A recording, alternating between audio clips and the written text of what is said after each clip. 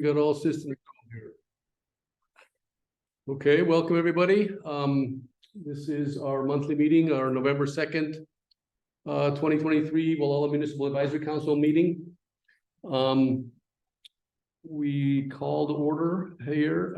We have, looks like everybody here. You want to, Melissa, Dan, David, Henry, Don Hess, Robert Gimling, Zachary Hayward, and Kevin Evans. And Mary Mulbert, our administrative secretary. Okay, any other introductions? We have Michael Jensen and Matt Kendall here also in our audience. And then Patrick O'Neill from the ICO on Zoom, as far as we can see. Any announcements? Do you wish to announce anything, Kevin? Yes, November 25th, the Lions Truck Parade. Be there, be square. It'll be down. It'll be our 36th annual, so we're excited about it. And last year we had a tremendous turnout, and we're looking for an even better turnout this year. So if you have any vehicle with wheels and an imagination on decorations, sign up. Did you say November 27th? November 25th. 25th. Yeah, the Saturday after Thanksgiving. Okay. Earlier than usual this year, right? What's that? Earlier than usual, yeah? No, it's always the Saturday, first Saturday after Thanksgiving. Okay, Right. great. That's a great town event. 36 years. I didn't notice until I was like 12. Okay, So we'll be there, I'm sure. The little ones. So thank you for that. yeah. Then we have our consent agenda.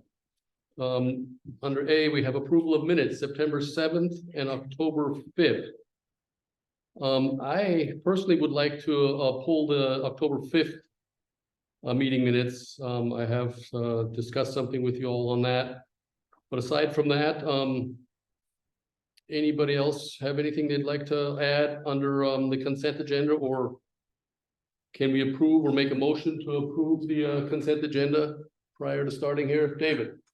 I would like to pull the minutes of September 7 as well. Okay, I have a number of corrections for both September 7 and October 5. okay. So with that, can we have a motion on that, on the rest of the consent agenda? And then we'll discuss those items. Why don't you just discuss them now that you're into the minutes? And then we'll prove them. By one. And you- Sure, okay. Let's start with September 7th then, David? Sure. If you have the copy of it in front of you, I can read corrections as they Okay. go. Let me get that right out right now.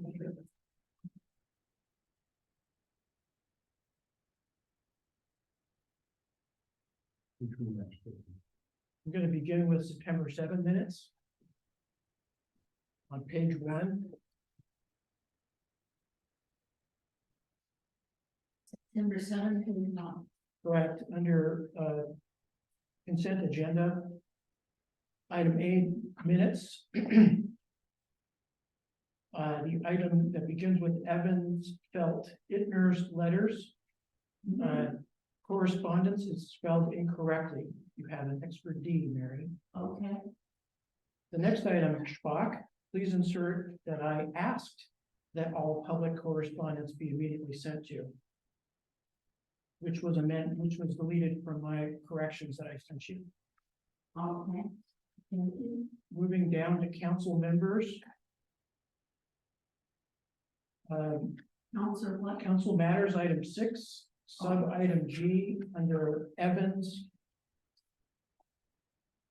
The 1, 2, 3, 4, 5th line down that begins with the word plans. Evans, G, Evans. Correct, item G, sub item G under council matters in Evans, line. 5th line down that begins with plans. The word so is not grammatical. Very well. Okay, item H. Bottom line on the page, Sea level is neither a title nor a foreign word, so it should not be italicized. That's flourish. Okay, Next, page 3. Item I, new business. Sub-item 1, county policy 51, etc. I'm sorry. Item I, new business, sub-item 1, policy 51, etc. Yeah, The third item is by my name, which is misspelled. ooh. Sorry. Furthermore, when I sent you corrections, I did not ask you to write agreed with Evans Reed. I said that I reiterated Evans' request for an ad hoc committee. I remember what I said, and I sent you that terminology specifically. Very well. Furthermore, the next paragraph, after further discussion, Jungling refused requests to form an ad hoc committee.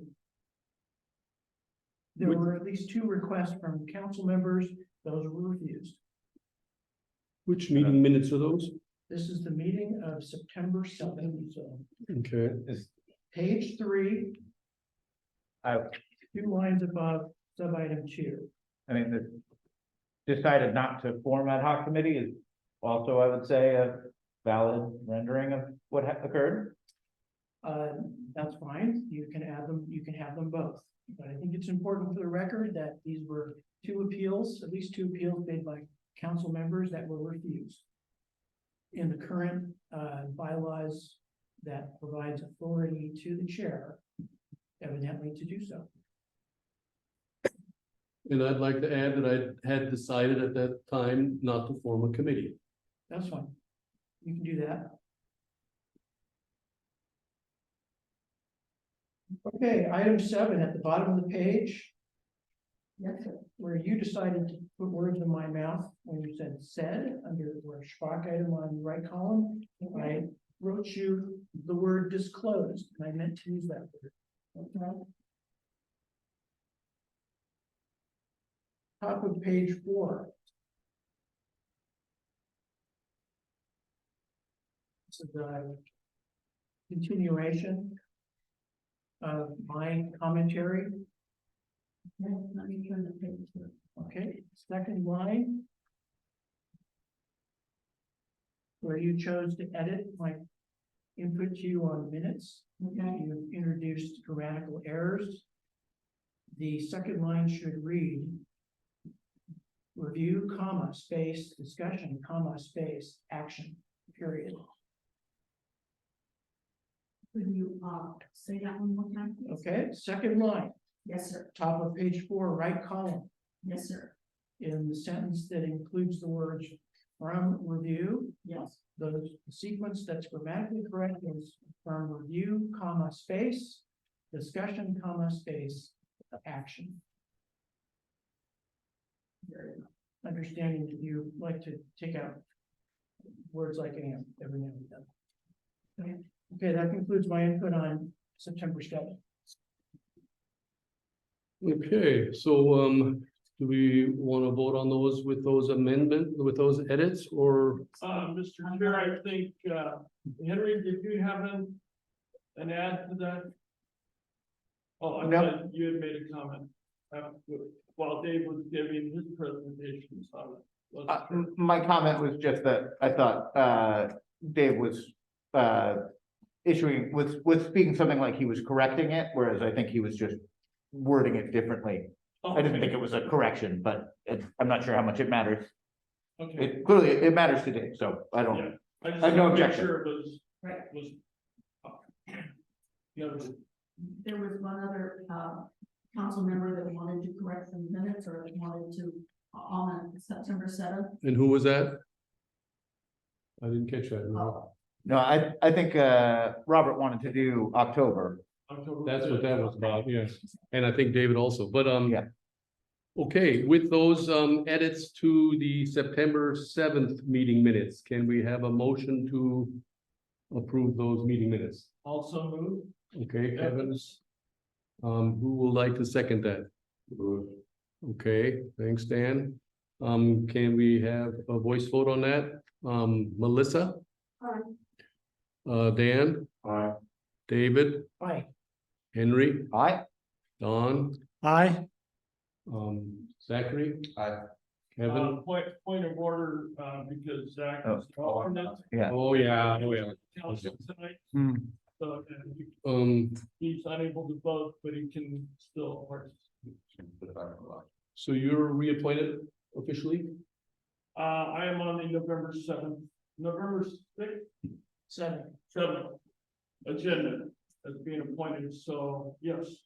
Well, Are you trying to say I'm not eligible tonight? I don't know. It says 11-1 on here. But are you saying that I'm not eligible? Did your term expire on November 1? No, my term expires November, and the first Board of Supervisor meeting is where they're able to take action, because I'm not eligible before November to be reappointed. Good, but, and so it doesn't say November 1, it just says November. Ted has something Oh. to say here. Ted, Yeah, there's a provision with county boards and commissions that until somebody else is seated, the previous can continue. And we knew that yours would expire in between two board meetings. You're fine to continue. Great. okay, I was just asking because I noticed it, and then I think Dawn had the same situation occur, so, okay. So you're right, Zachary cannot vote, and then, so Kevin said aye on those meeting minutes. So we have 8 of us unanimous, Or 7. correct? 7. You're not able to vote. Okay. So good. Next we have the October 5th meeting minutes. David, what did you have on that? I'll defer to you to go first if you like, Robert, since you pulled it first. Okay. I had only one item that I wanted to discuss with the council, and that was I mean, I'm fine with everything else, but under 7 council matters. Going down under A, old business, where we were talking about County Policy 51 and the GMAC bylaws. And these meeting minutes say that Youngling didn't want GMAC in a meeting with county council. And I don't believe that's true. I'd like that to be changed. I remember it kind of evolved our discussion, and we decided that we would try to pursue a Zoom meeting with county council, which I explicitly stated I was fine with. And then it evolved even further, where I ended up writing an email to county council and copied Councilmember Evans and Mayor on that. So could you? I'd like to strike that Youngling didn't want GMAC in maybe a Zoom meeting with council. Wrote an email to county council and copied Evans and Mayor. That's what I'd like it to say. Robert, maybe I offer a counterpoint. What I recall from your comments there is that you didn't want a group of members in the conversation with council. You expressed a preference to have that call by yourself. No, that's not how that went. I said I would contact him, but it wasn't about having a call by myself. No.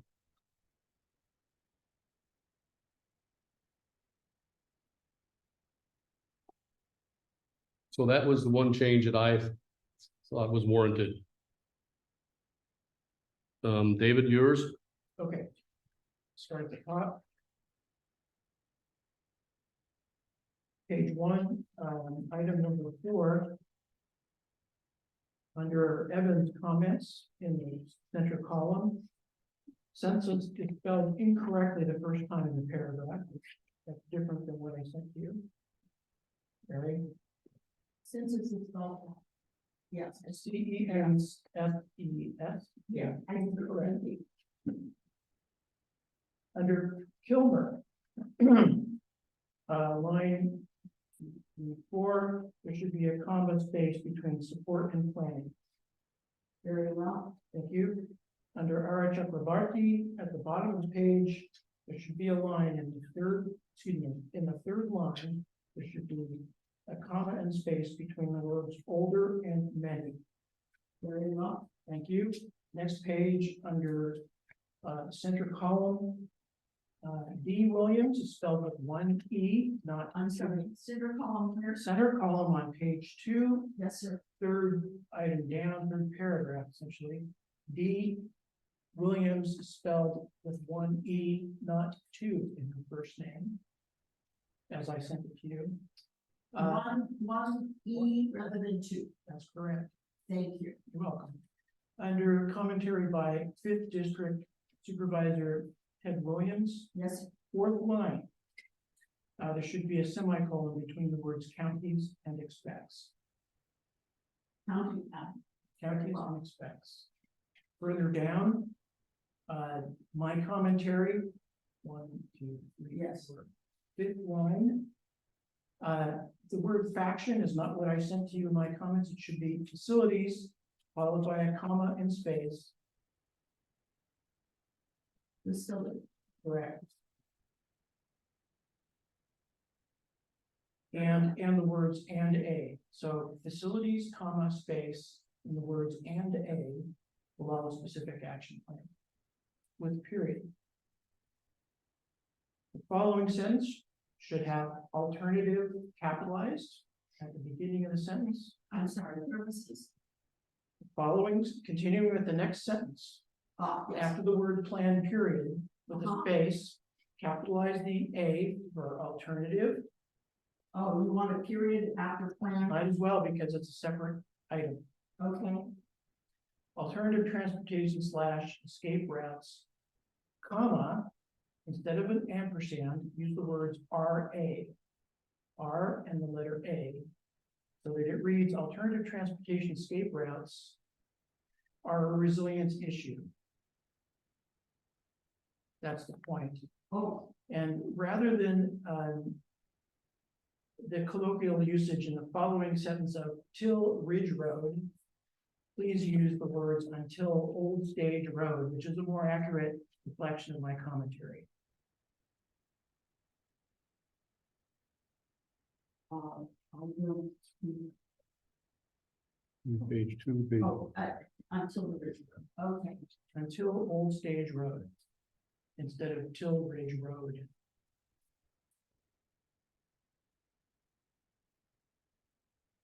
Page Okay, got it. Page 4. Second line under the center column Yes, sir. begins with a spelling error. It should be the word asserted. I don't know what you meant by FERLT. I don't know. Presumably spelt. Sorry, Oh, to be so. But the word that is more correct is asserted. I don't know where you are, I'm sorry. I don't see. Okay, replace the spelling error FERLT with the word asserted. It's council matters, old business, the, I don't know, maybe 8th line down. Which line? Eighth line down in old business, council 5, matters. 6, 7, 8. Unequivocal assets and Okay, Asserted instead of assess, I guess is what he's saying. well, there's a word spelling error there, FERLT. Yeah, right. FERLT. In that first Yangling section. Yeah. Members ask on 9.7 to compare bylaws and policy. He Felt, okay, there. felt is presumably what was meant, and Dave would prefer asserted.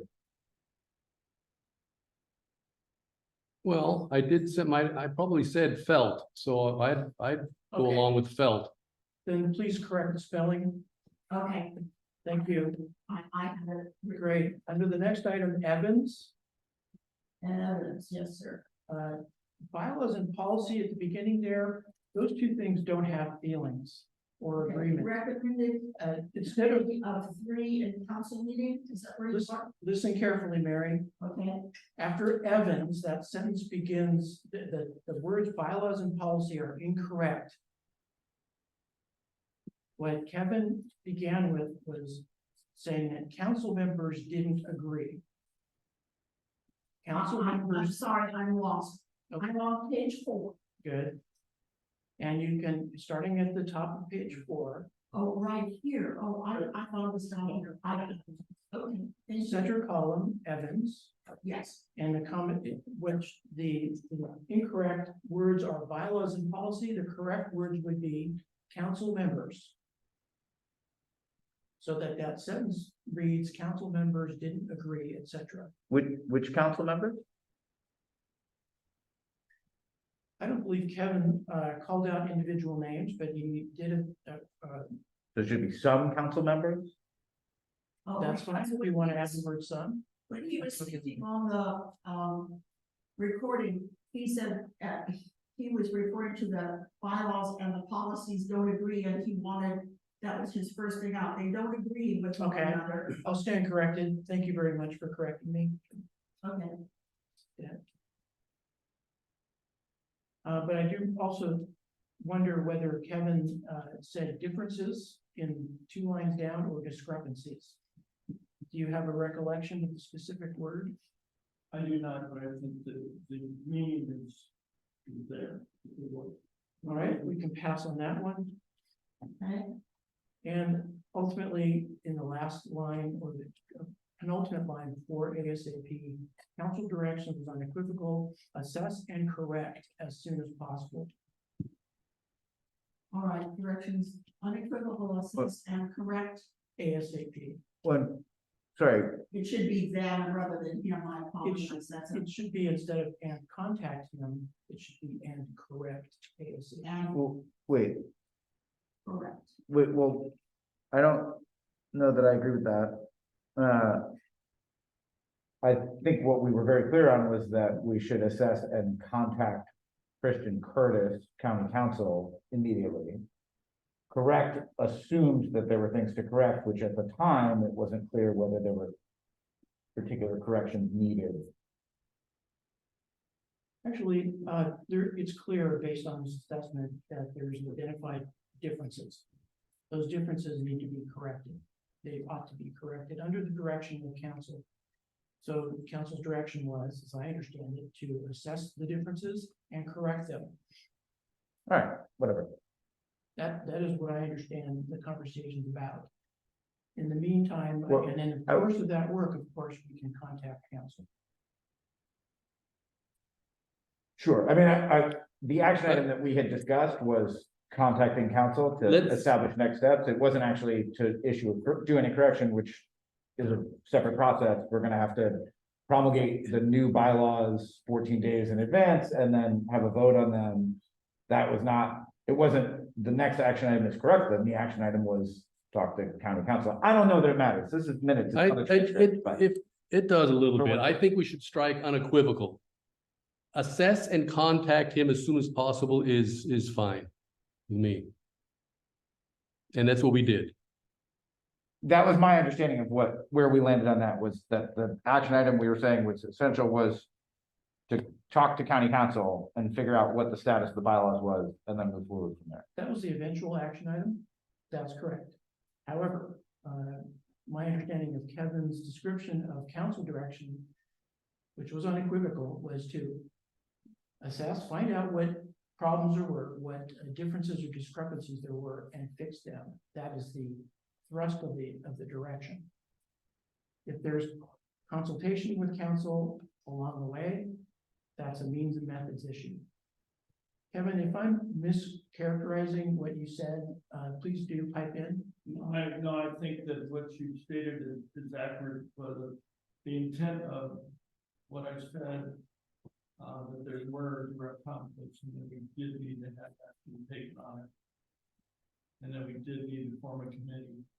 And that was my position at that time.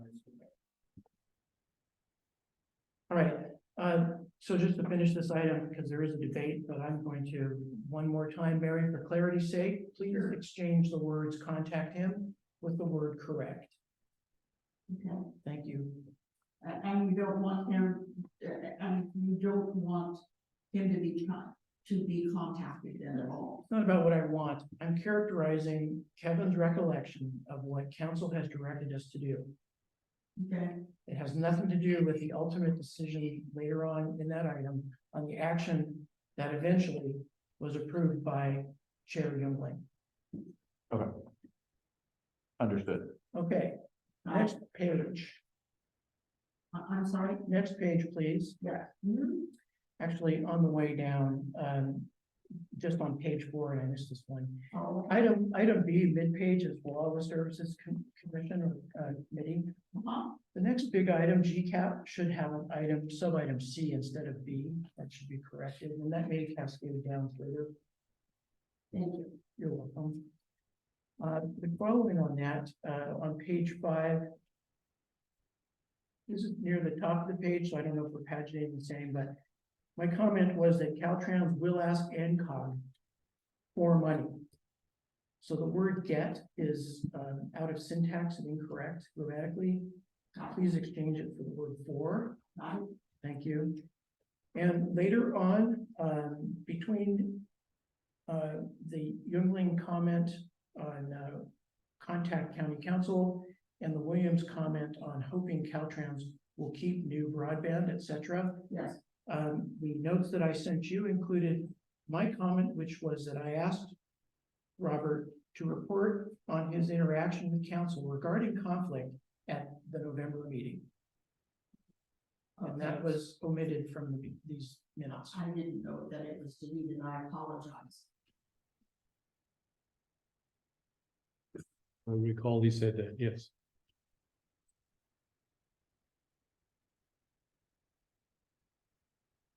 Okay, anything else? We, That's it for me. Thank you. Yeah, I have one item that I think that may need some clarification. I don't see it in the minutes and I don't have total recollection on it. Was as part of the discussion, and we were talking about the formation of a committee, a group, or whatever else we wanted to call it. I made a motion and there was a second on the table for that. And that was when the chair and I think our parliamentarian said, no, you don't need to have a vote, that the only person that can create a committee is the chair. But there was a motion and second made on the table, and that's not reflected, and there was no action taken on that motion. So I think the mayor can go ahead and look at that and bring it back at a different time. Is that for the grand noise? Maybe. Yeah, that was for the We're talking that, about the- no, that was for the formation of the committee bylaws. for the bylaws. Oh, right. And that was when I see bits and pieces of it because that's when the suggestion was to have Councilmember Schwab added to the committee. And that's when the chair decided to have another council member instead appointed to the committee, and there was some discussion at the time. But there was a motion and a second to form what was termed a committee, but I think it was changed to a group. But we did not have the final action on that motion in a second, so I just bring that forward to the chair. I didn't Yeah. hear, I heard the motion, but I didn't hear a second. That's why it was omitted, because a motion fails if there's no second. I did not hear a second. I will turn everything up and play that again. And I was just bringing that as a Right. part of parliamentary procedure. If there's a motion and a second, there should be an action taken. Okay, any other comments on these minute edits from anybody on the council? Then I'm gonna say that we get these minutes right and let's table this until next month's meeting, okay? So we won't take a vote on these meeting minutes at the time because there was so many different things there. So, okay, you want to take a whole other. we already voted on the other one, so we'll table the other ones. Everyone okay with that? So, I'm not, but I think we have enough information to proceed. yeah, but we'd like to see them in the final format, I think, at this point. There's been so many corrections. Do we need a vote on that, or can we just table and then Mary gets them correct? Well, you could vote on a table, yes. Okay. Would anybody like to make a motion that we table these minutes until we get them in a more corrected format?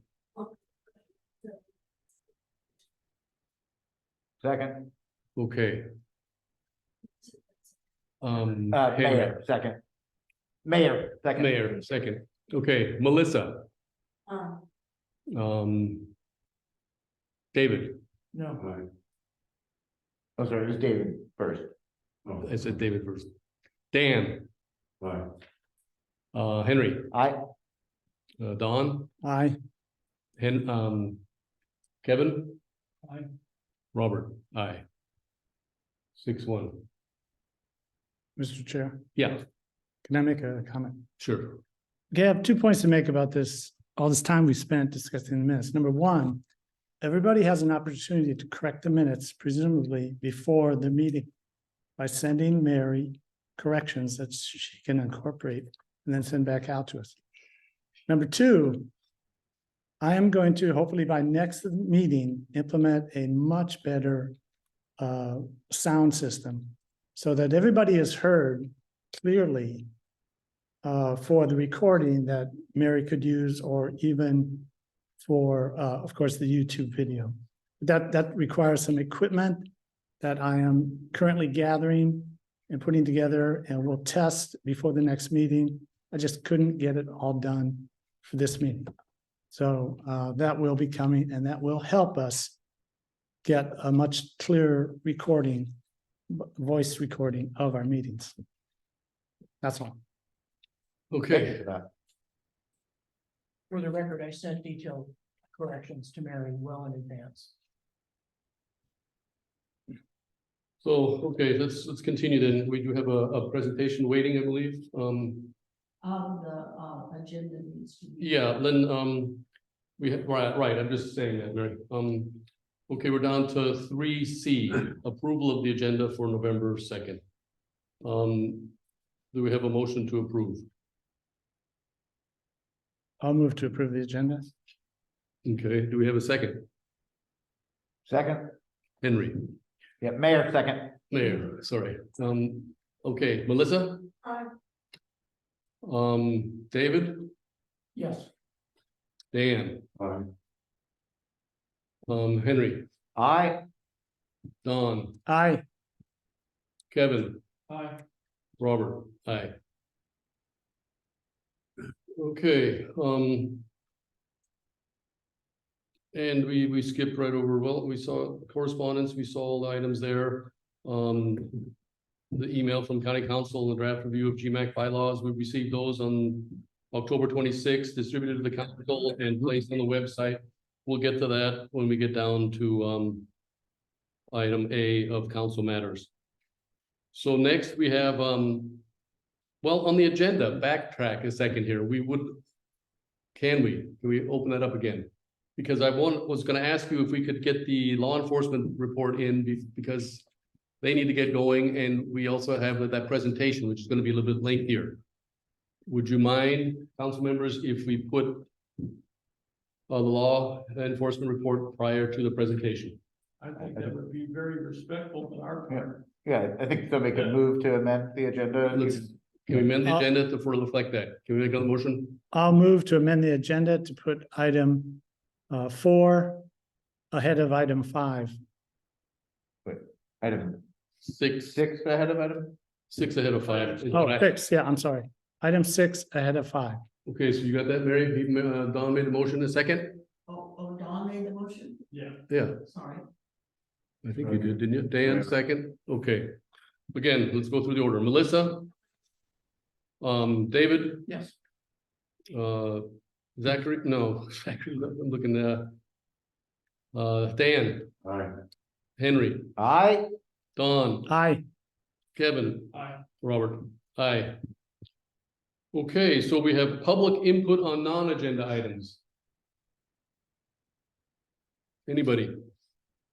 Okay, then we have the law enforcement report from our sheriff and Michael.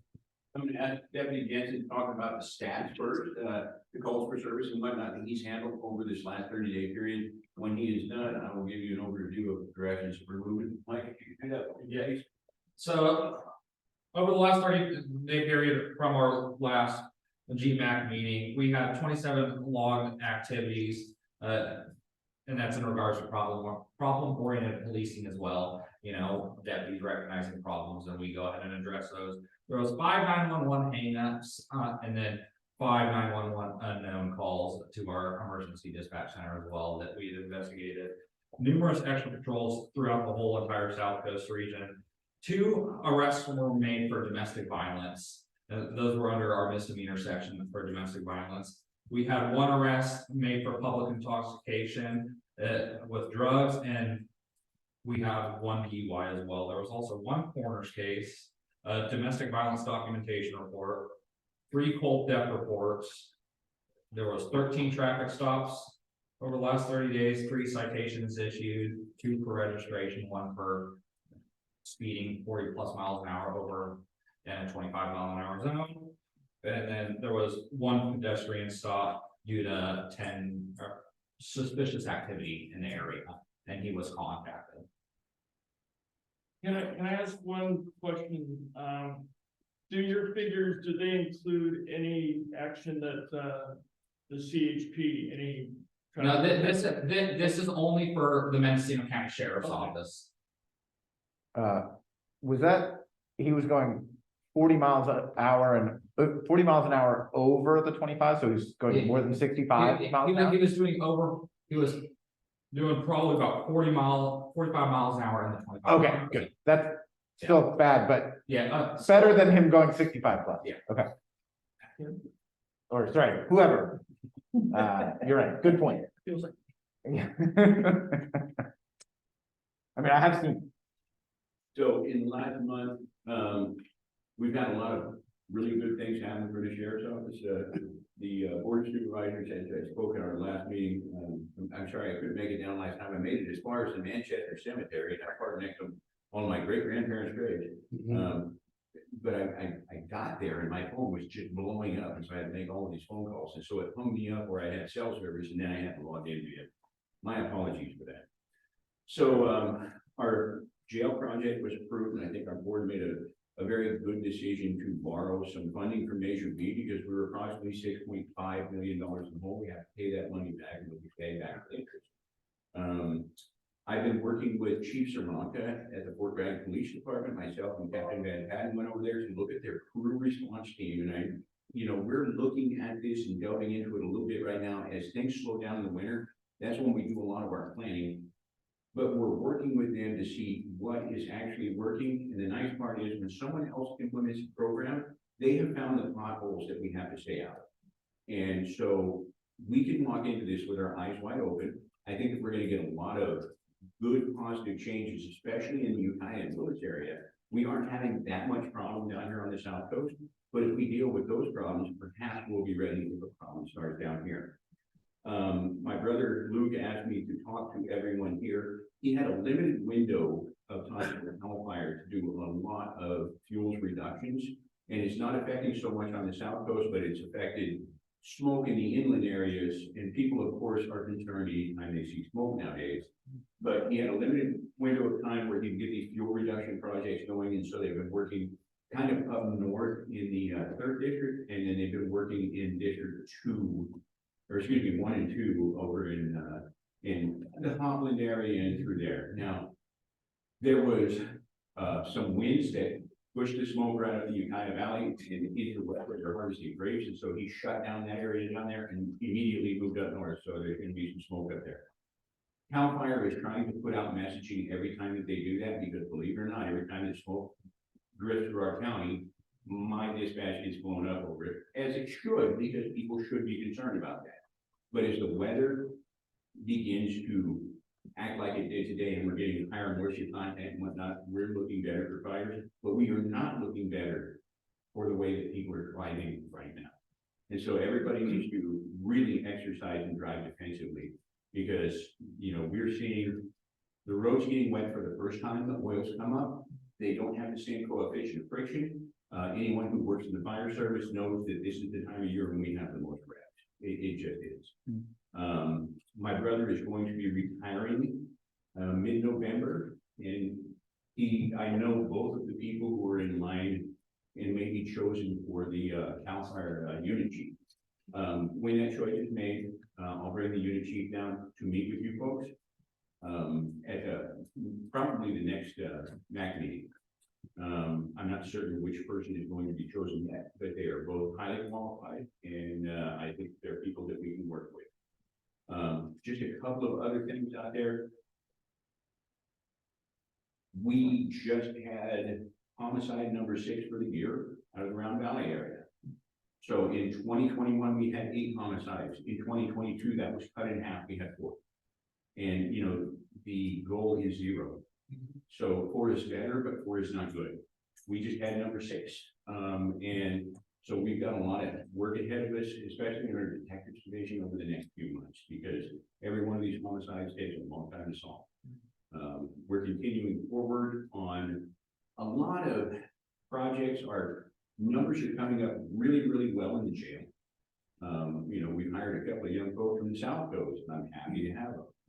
We've now S&B Market lost one of their employees to me, and I'm fairly sure that Alan's not happy with that. But he did tell me you are getting a fine young man. I just wish that you'll give him back when you get done with the 20 years.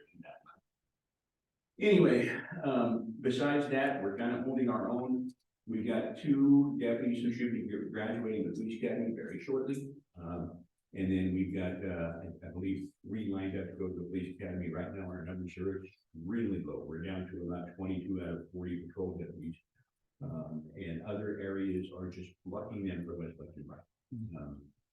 California is in this huge bidding war for deputy sheriffs and police officers, and it's not good. It's not good for any of our jurisdictions, but that is where we are. Our calls for service, and has everybody used the Citizen Connect that the Sheriff's Office recently put into play? So if you go to the Sheriff's Office website, go to Publications and click on Citizen Connect, it pulls up a map of the county, and it will show you how to use it. There's we have a tutorial also on the Sheriff's Facebook page. You can pull up the calls for service in your area and whatnot, and what it is all about is getting people to understand what's going on around them so that they can be better prepared. Anyway, I'm happy to answer any questions, but besides that, that's the end of my report.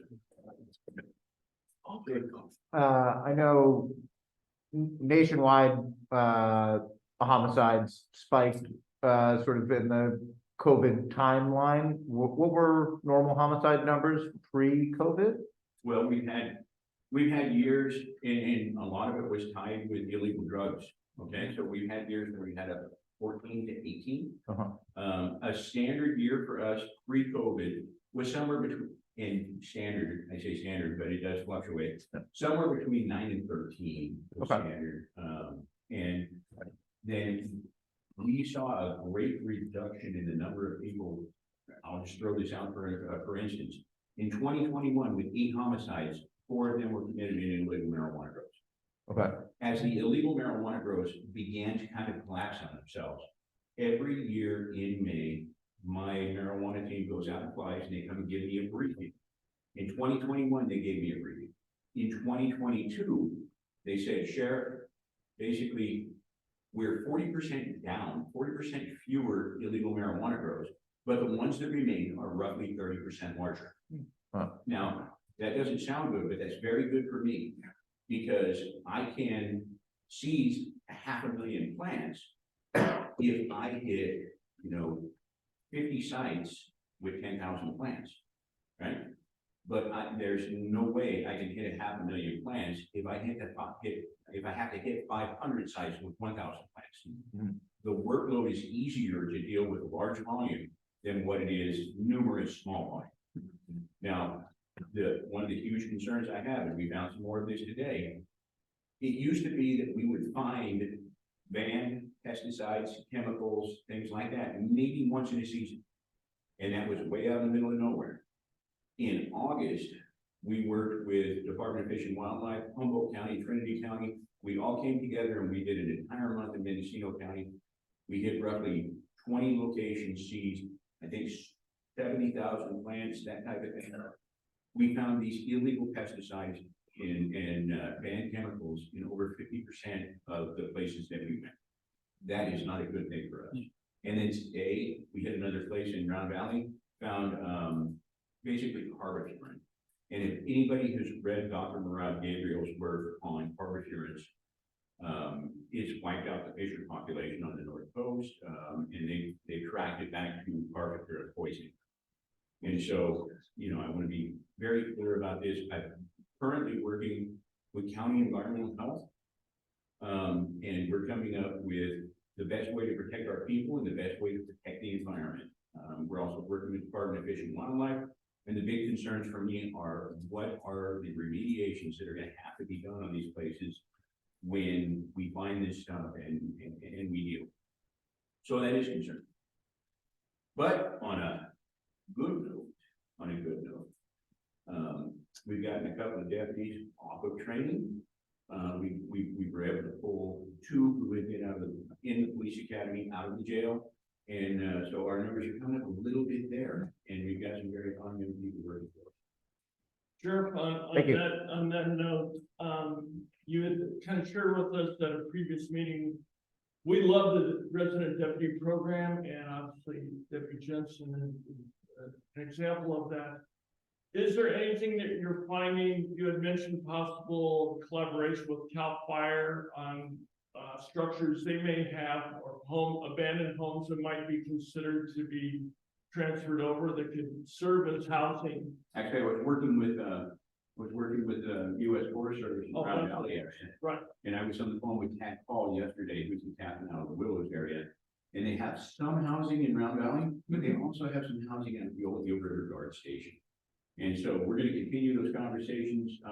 Fire season is shutting down for the Forest Service, and now is the time, just like me, where they start doing the planning for next year and whatnot. I will likely be over in Clayton County sometime in the next month or so to have a conversation with them regarding that housing for deputies in Round Valley. But the most important thing that we've done is we had a rural policing grant, a rural law enforcement grant, and our board of supervisors supported us in using that to get the incentives for the resident deputies.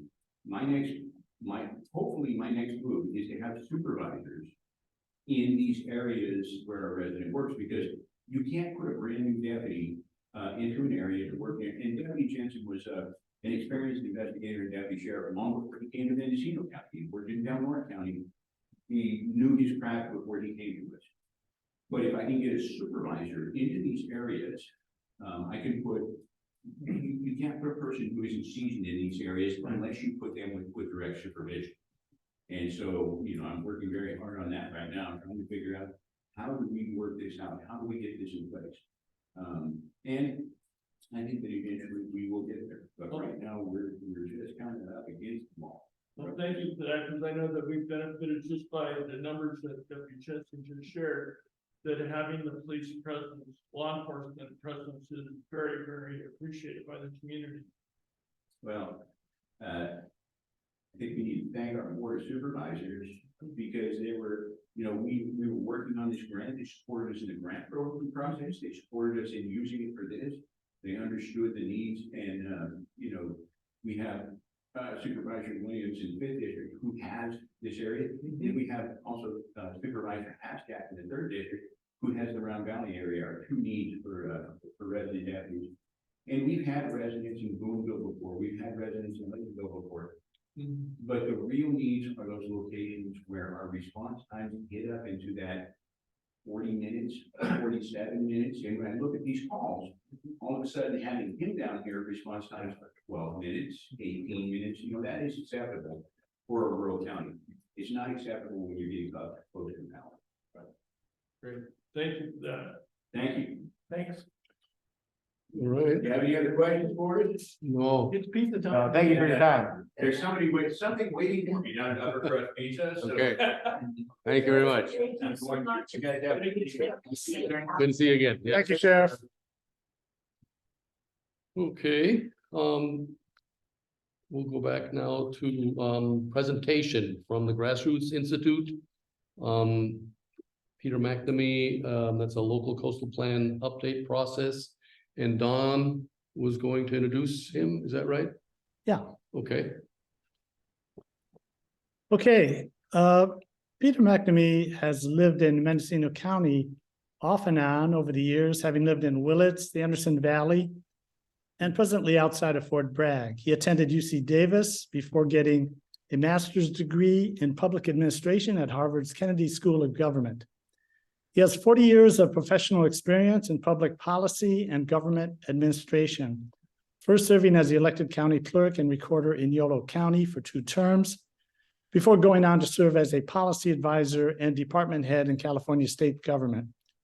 Currently, Peter volunteers his time for social and civic activities in Mendocino County, and in particular as a key activist with the Grassroots Institute, an all-volunteer community-based nonprofit that facilitates public education concerning the challenges confronting the county while advocating for solutions for the common good.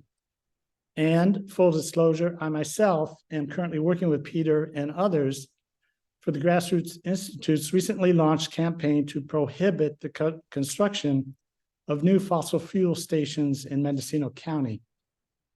Now, before handing the mic over to Peter, I would just like to highlight some important recent news last month concerning sea level rise, as published in the British journal Nature Climate Change. British Antarctic Survey researchers have found that the rate at which ice is melting and contributing to sea level rise will accelerate this century, regardless of actions to limit greenhouse gas emissions. And I quote, "It looks like we've lost control of melting of the West Antarctic ice sheet," noted study lead author Caitlin Naughton, a researcher at the British Antarctic Survey. Enough water is locked up in the West Antarctic ice sheet to trigger reportedly up to 16.4 feet of sea level rise worldwide. The biggest contribution to sea level rise from this region appears to come from floating ice shelves in the Amundsen Sea, which are melting as a result of warmer temperatures in the Southern Ocean. The findings are bleak, but predicting the consequences of climate change may help us prepare for them. The bright side is, she says, that by recognizing the situation in advance, the world will have more time to adapt to the sea level rise that's coming. She continues, "We must not stop working to reduce our dependence on fossil fuels. The slower the sea level changes, the easier it will be for governments and society to adapt to, even if it can't be stopped," she added. So with that sobering news, Peter, welcome to the South Coast and the Gualala Mac, and thank you for your attendance here this evening. Well, thank you for having me. That was a great introduction and certainly zeroes in on the challenge of our times and something that is near and dear to me, which is the work that we've undertaken to focus in on the updating of the local coastal program. And thank you for bringing up the slideshow. But can we make it full screen? Yeah, let me see here.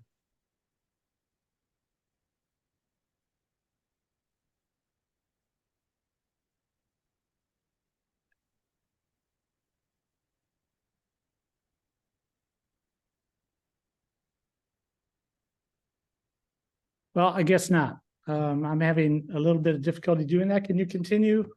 You have a button that says play at the top of the bar in the toolbar right in the middle. Oh, yeah. Okay. Say play. Play. Okay. I see it. Try that.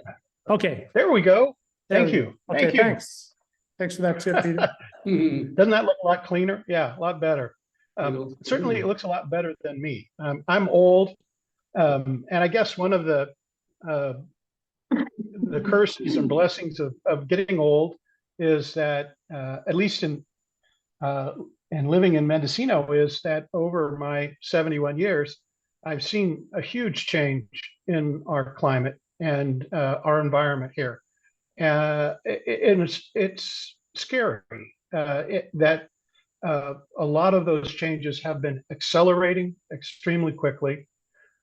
And it leaves me kind of breathless in many ways to see the damage done to our environment and the quality of life. Because I think I speak for a lot of people in Mendocino when I say we choose to live here because of the beauty and the incredible community that we have is in large part built from our appreciation of the natural wonders around us. So it behooves us, I think all of us, to pay attention to what's happening in terms of our environment and climate change in particular, and what we can do about it. And one of the tools that we have, of course, that you folks are all very aware of because of your work on the MAC, is the tools that we have for guarding our coastline through the Coastal Act. So if I can get you to forward to the next slide here.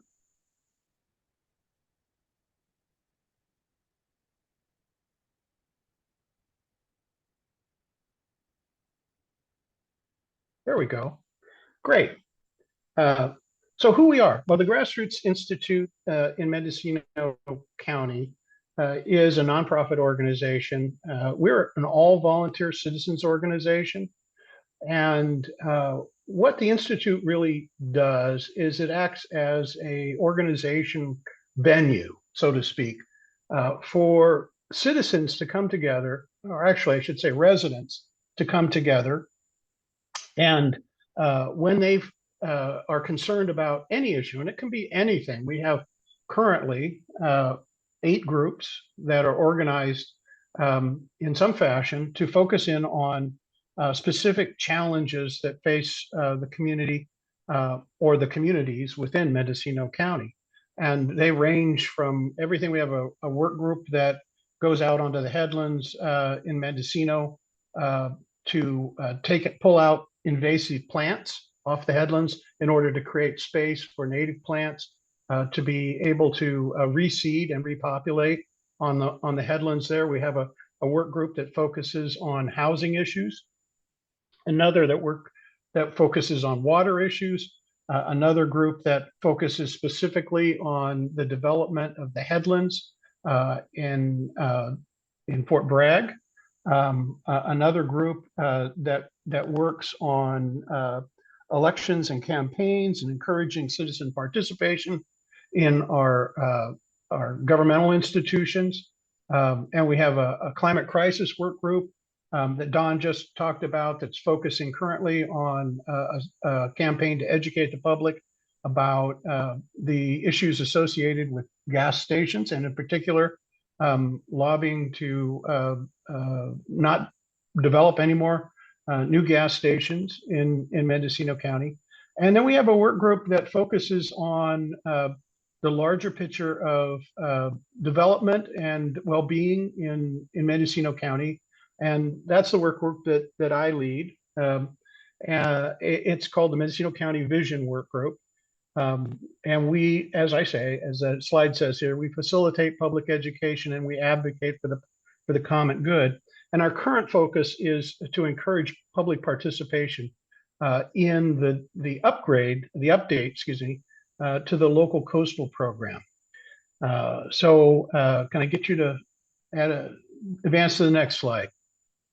All right, so what's the California Coastal Act and how does all of this fit together? Well, the Coastal Act established the coastal areas as state assets that must be managed for the benefit for the entire state. So while we live here and we have the benefit of living in this wonderful place, we also have to realize that this is not just our coast, it's the entire coast of California. And it was established in law as an asset that needs to be managed for the benefit for the entire state. And so under the act, local cities and counties on the coast are mandated to create local coastal programs to regulate coastal zone land use and to protect the coastal zone as a public asset.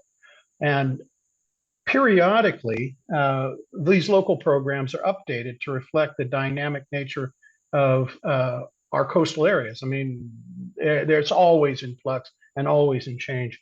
But climate change is in particular having a huge impact on California's coastal zones, with sea levels rising and more severe storms than we have historically seen, impacting erosion on our coasts.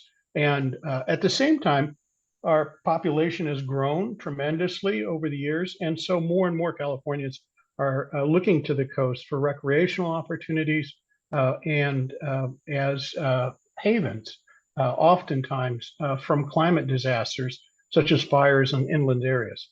So next slide.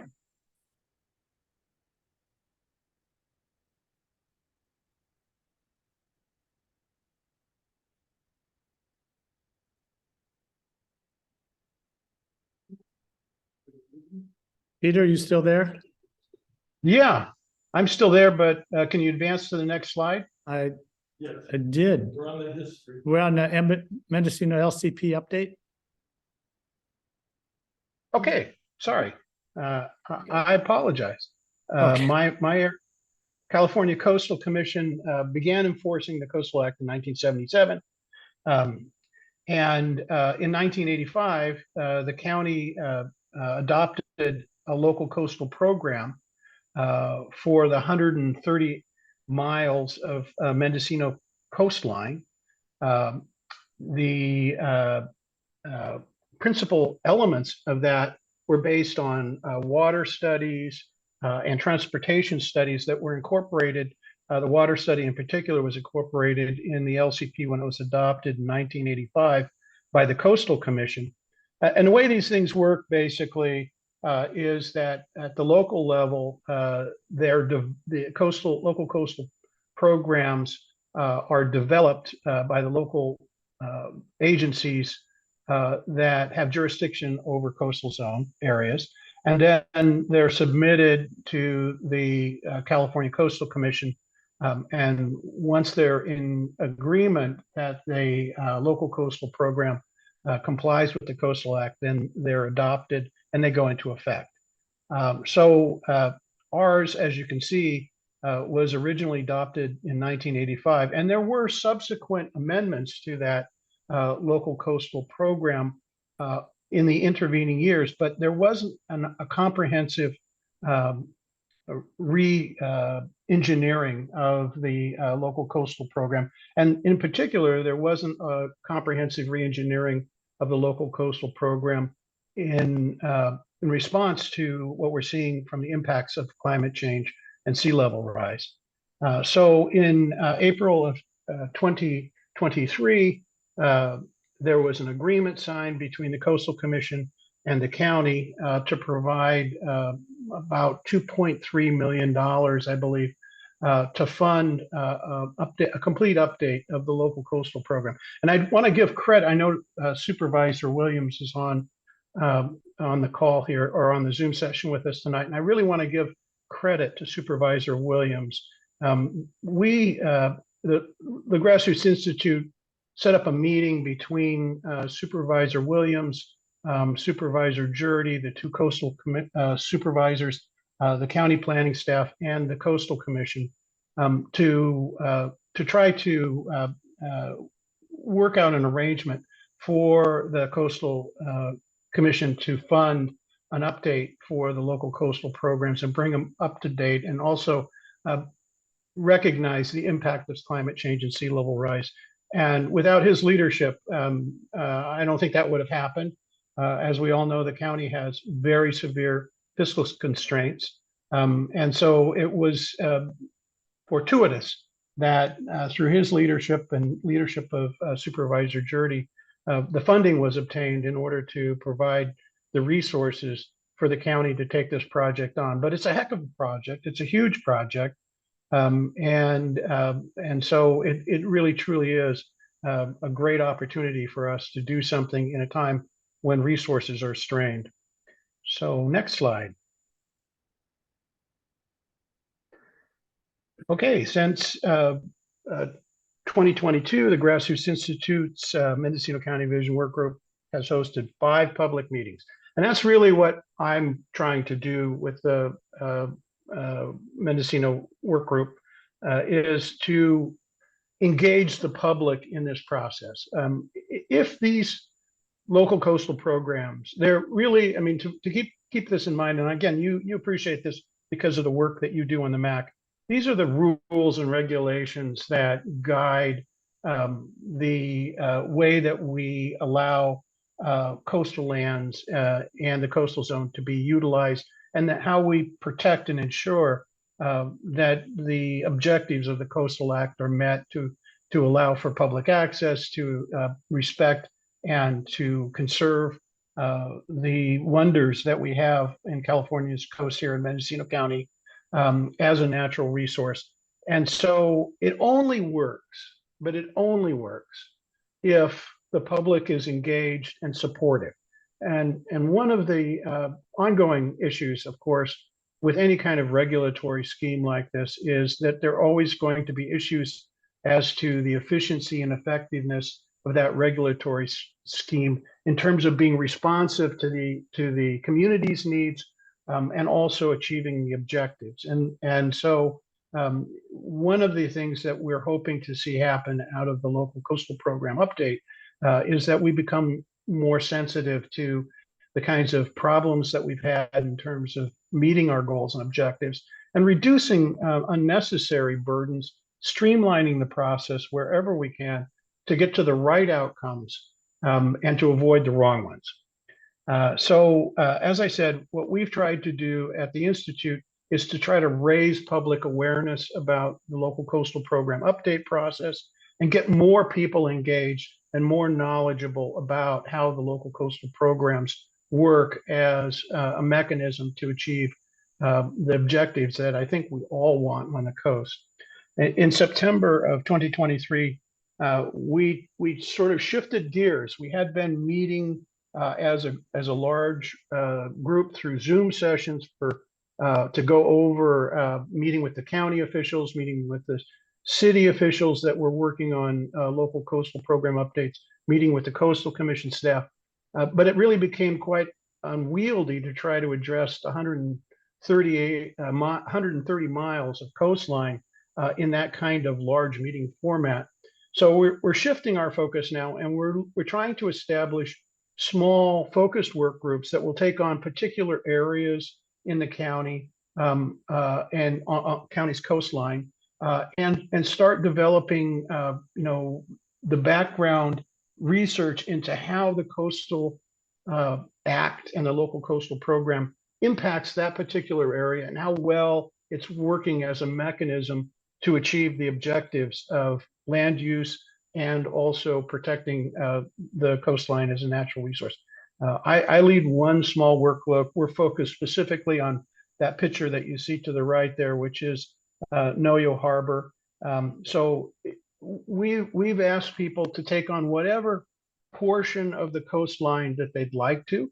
And frankly, one of the reasons I jumped at the chance to speak to you tonight was that I hoped that in the Gualala area, it would serve to spark some interest in having a group there that could really focus in on some of these Gualala area issues that will relate to the local coastal program update process as we embark upon it. So next slide.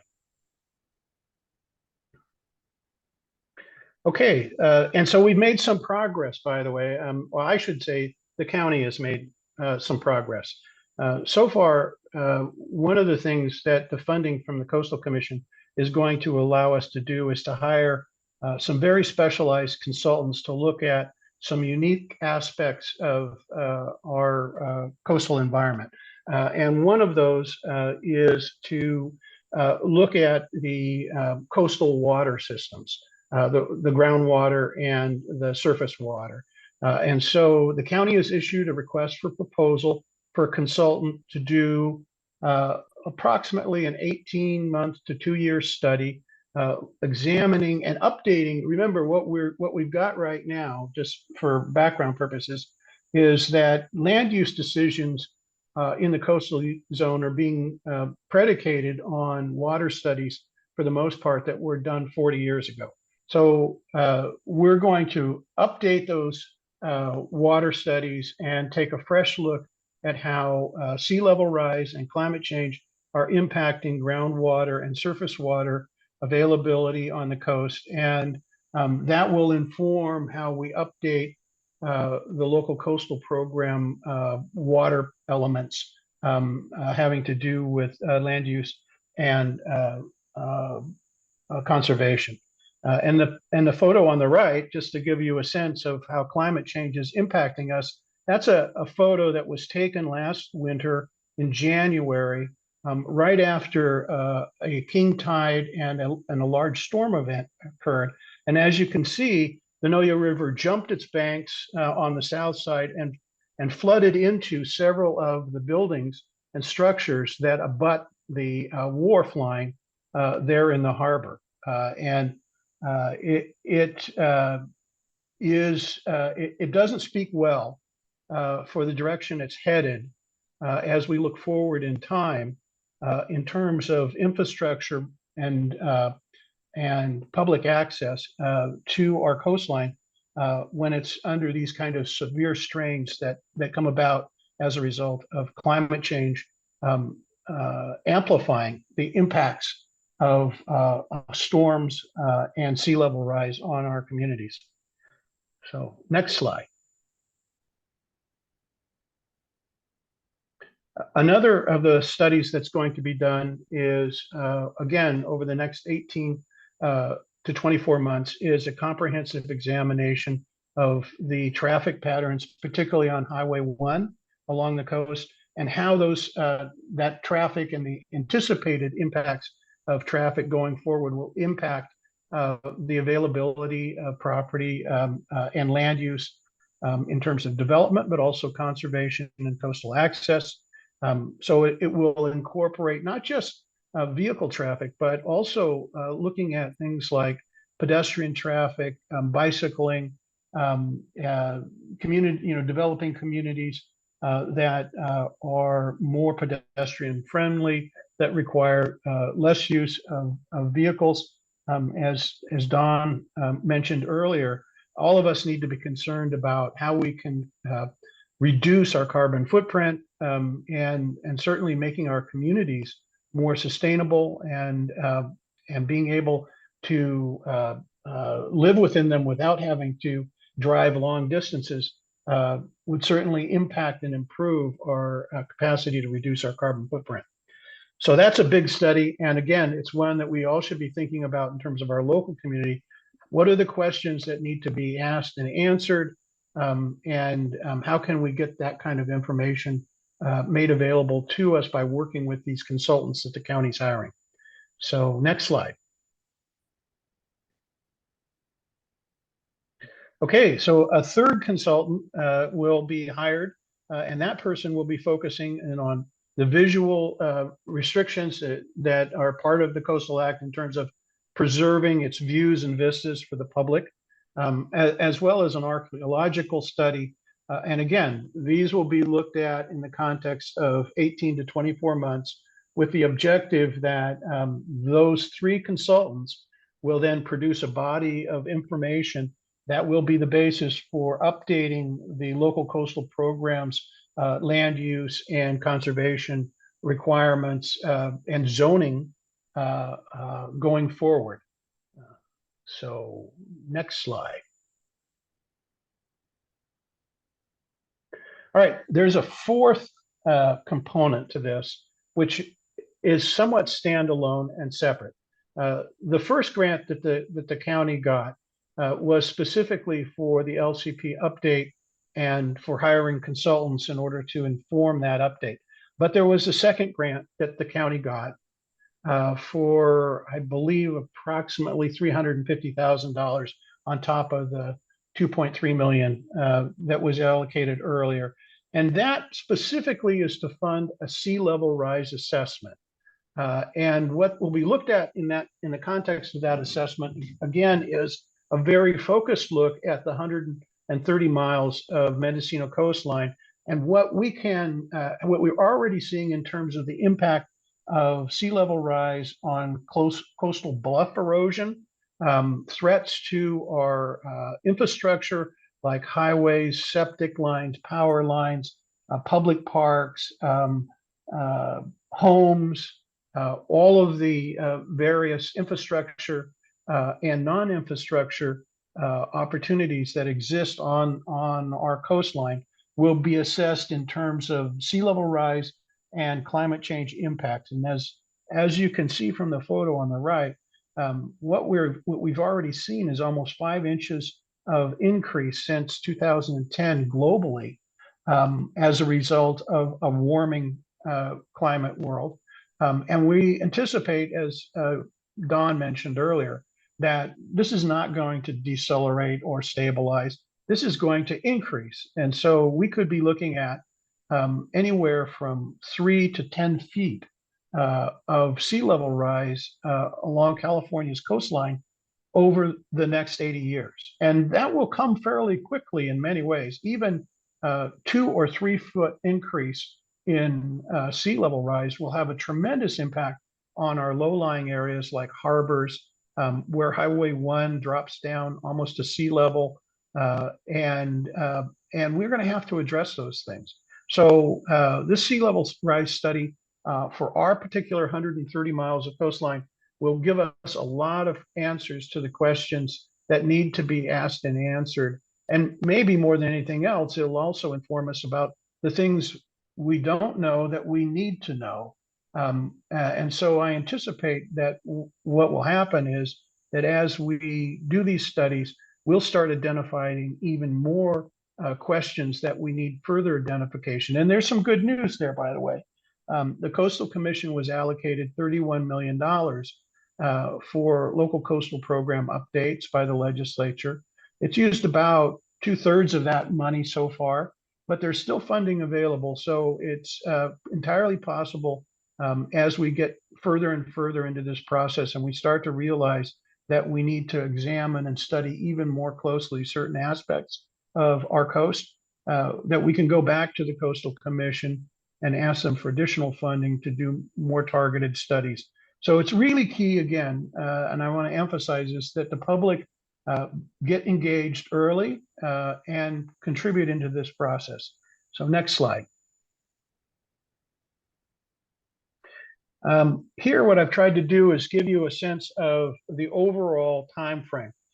So back in November of 2022, the Coastal Commission approved the Mendocino County Local Coastal Program Update Grant. In April the following year, this year, the county and the Coastal Commission finalized their contract agreement for how the grant was to be administered and funded. In October, the Coastal Commission approved the funding for the Sea Level Rise Resiliency Strategy Grant.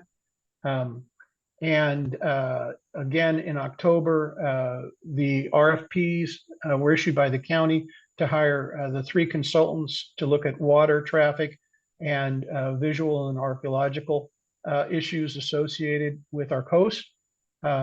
In December of 2023, the county, and this is projected, the county anticipates it's going to actually be able to hire these consultants and the studies would actually start.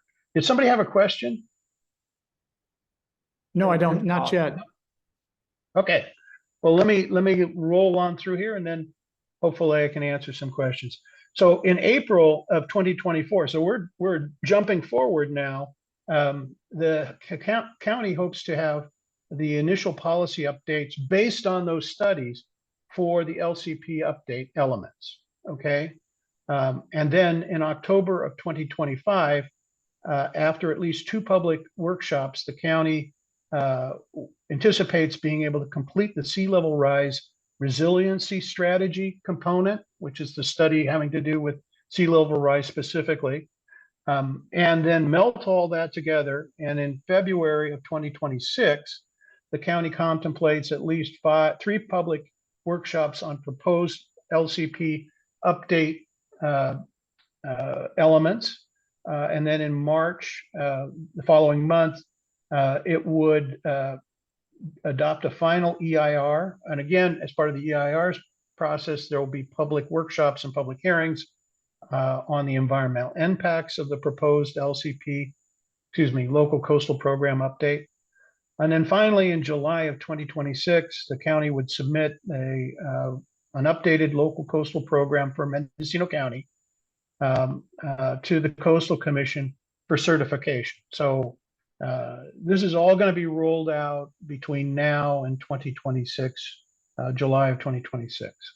So next slide. Okay, well, on the right, you see the Grassroots Institute's logo, just so you remember who we are and what we do.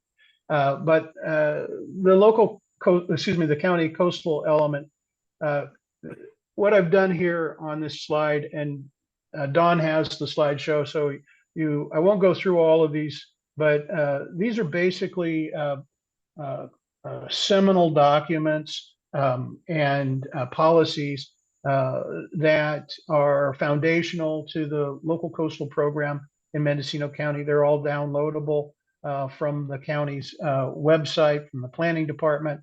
And I just wanted to make sure that you had access to those for reference purposes going forward. So next slide. There's a lot of ways that the public can get involved. And I've just listed some of them here. You can form small focus groups and start collecting information about what you're observing in terms of climate change impacts, sea level rise impacts, and also looking at how the current local coastal program is impacting your community, how it's being utilized, what are the problems, what are the opportunities for improvements. You can collect data and information specific to sections of the coastal zone. You can, and this is actually what from talking to planners, that they really appreciate it, is if people prepare photo albums to illustrate the impacts that climate change and sea level rise and land use regulation is having on their particular area. It's one thing to talk about these things in the abstract, but in many cases, there's an absence of photos that illustrate what's actually going on. And so one of the things that we can all be doing is, for example, in severe storms, where we see coastal erosion occurring, is to be able to do it safely, of course, but to take photos and be able to offer those to the consultants that are going to be preparing these studies on water and traffic and the visual impacts on the coast. We can hold public meetings to discuss with our neighbors and interested stakeholders the issues that are involved in the local coastal program update. We can prepare written and oral testimony at the public workshops and meetings. We can contact our county supervisors and demand that they address changes that are needed in the local coastal program. And we can prepare and provide testimony to the California Coastal Commission when they consider the final adoption of the local coastal program update. Next slide. And that's stern Uncle Sam looking at you saying, questions? Well, what can I say? Your turn to ask questions now. Council members, David. Peter, thank you so much for coming virtually. I really appreciate you giving us this presentation. And Don, I look forward to getting a copy of the slideshow as a reference. Sure. Peter, I agree with you wholeheartedly that it is absolutely crucial for the public and communities to be engaged in this LCP update. My concern, looking at the scope of work as it's presently set up, and your schedule for upcoming things that include the word public, is that public workshops won't occur until February 2025. And the scope of work has the public reacting to essentially finalized plans. I spent decades working in the planning milieu and getting invited to clean up the dirty plates at the end of the party doesn't constitute planning. If planners are willing for the public to be involved in plan formation, which is starting now, then we don't really have participation. And so this is a comment I've made to you. It's a comment I've made to Julie Krogh. I intend to continue to make comments. You being here today is an important answer to how we get in the door faster. GMAC and other MACs are perfectly positioned and well constituted to create at least one platform for early involvement, but we have to figure out how to get in the door during formation. What do you think? How are you and your work group approaching that problem? Excuse me. Well, that's a great point, and that's exactly why I'm here tonight. We at the Institute totally agree with what you just said, and in fact, that's why we helped to organize that initial meeting over a year ago between the supervisors and the Coastal Commission staff in order to secure funding for this update process. And as part of that, I remember Supervisor Williams turning to me at one point in that discussion and saying, this only works if the public is involved. How does that happen? How can we do that? And I said, well, you know, I don't know how we do that exactly, but I would commit this, that the Grassroots Institute would do whatever it could to encourage public engagement from the very beginning. And hence what we've tried to do over the last year is hold this series of Zoom sessions where we try to get the word out to as many people as we possibly can and invite them to participate in these discussions with the county planning officials, with the city planning officials that are involved, with the state coastal commission staff, and to have initially what we were most concerned with was to see that these contracts were finalized so that the grant funds could actually start to be spent, and that we understood what was incorporated in those agreements, because they set out deliverables, they set out the timeline for those deliverables, they specify opportunities along the way for the public to comment. And for example, one of the great ways that you could become involved right now is anybody can go to the county's request for proposal website and download those RFPs for the 3 consultants that are funded. And I really highly recommend that you do that, because in those, the scale and the scope of the work to be completed by the consultants is fairly well documented and laid out. And there's nothing that stops anybody from taking a look at that and asking themselves the question, are these the right questions that we need to get answered? Is this the right expertise to address the kinds of concerns that we have in our community about traffic, water, about archaeological issues, about visual issues? Are we going to get the right answers? And if you say, well, maybe, or yes, or no, then there's nothing that stops you from communicating that with Julia Krogh, the county planner. And if you don't feel, well, let's put it this way. I want to stay positive. So I'm anticipating that the more input that comes through that kind of interchange, the better that Julia is going to be able to recruit the right people with the right talents. Now we'll see who is recruited when these contracts are actually awarded for the consultants and they start their work. But you know, the experience that the city of Point Arena had is very illuminative in many ways, in that they were very open from the very beginning, and they got a little bit of a head start on everybody else. They started a sea level rise impact LCP update process about a year ago, and really they hired a consultant and they got to work, and they've already produced a preliminary report on what the sea level impacts are going to be on the Point Arena Harbor.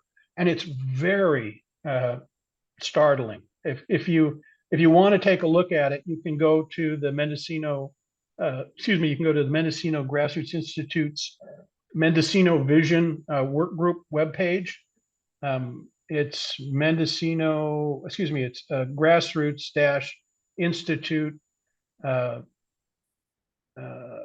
.org is our website, and then go to the Mendocino Vision Work Group page.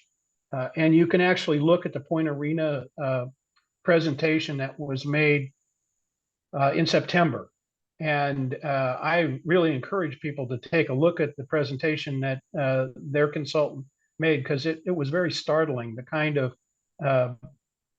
challenges that sea level rise poses for the Point Arena Harbor are incredibly significant. And so it raises all kinds of questions as to in terms of public safety.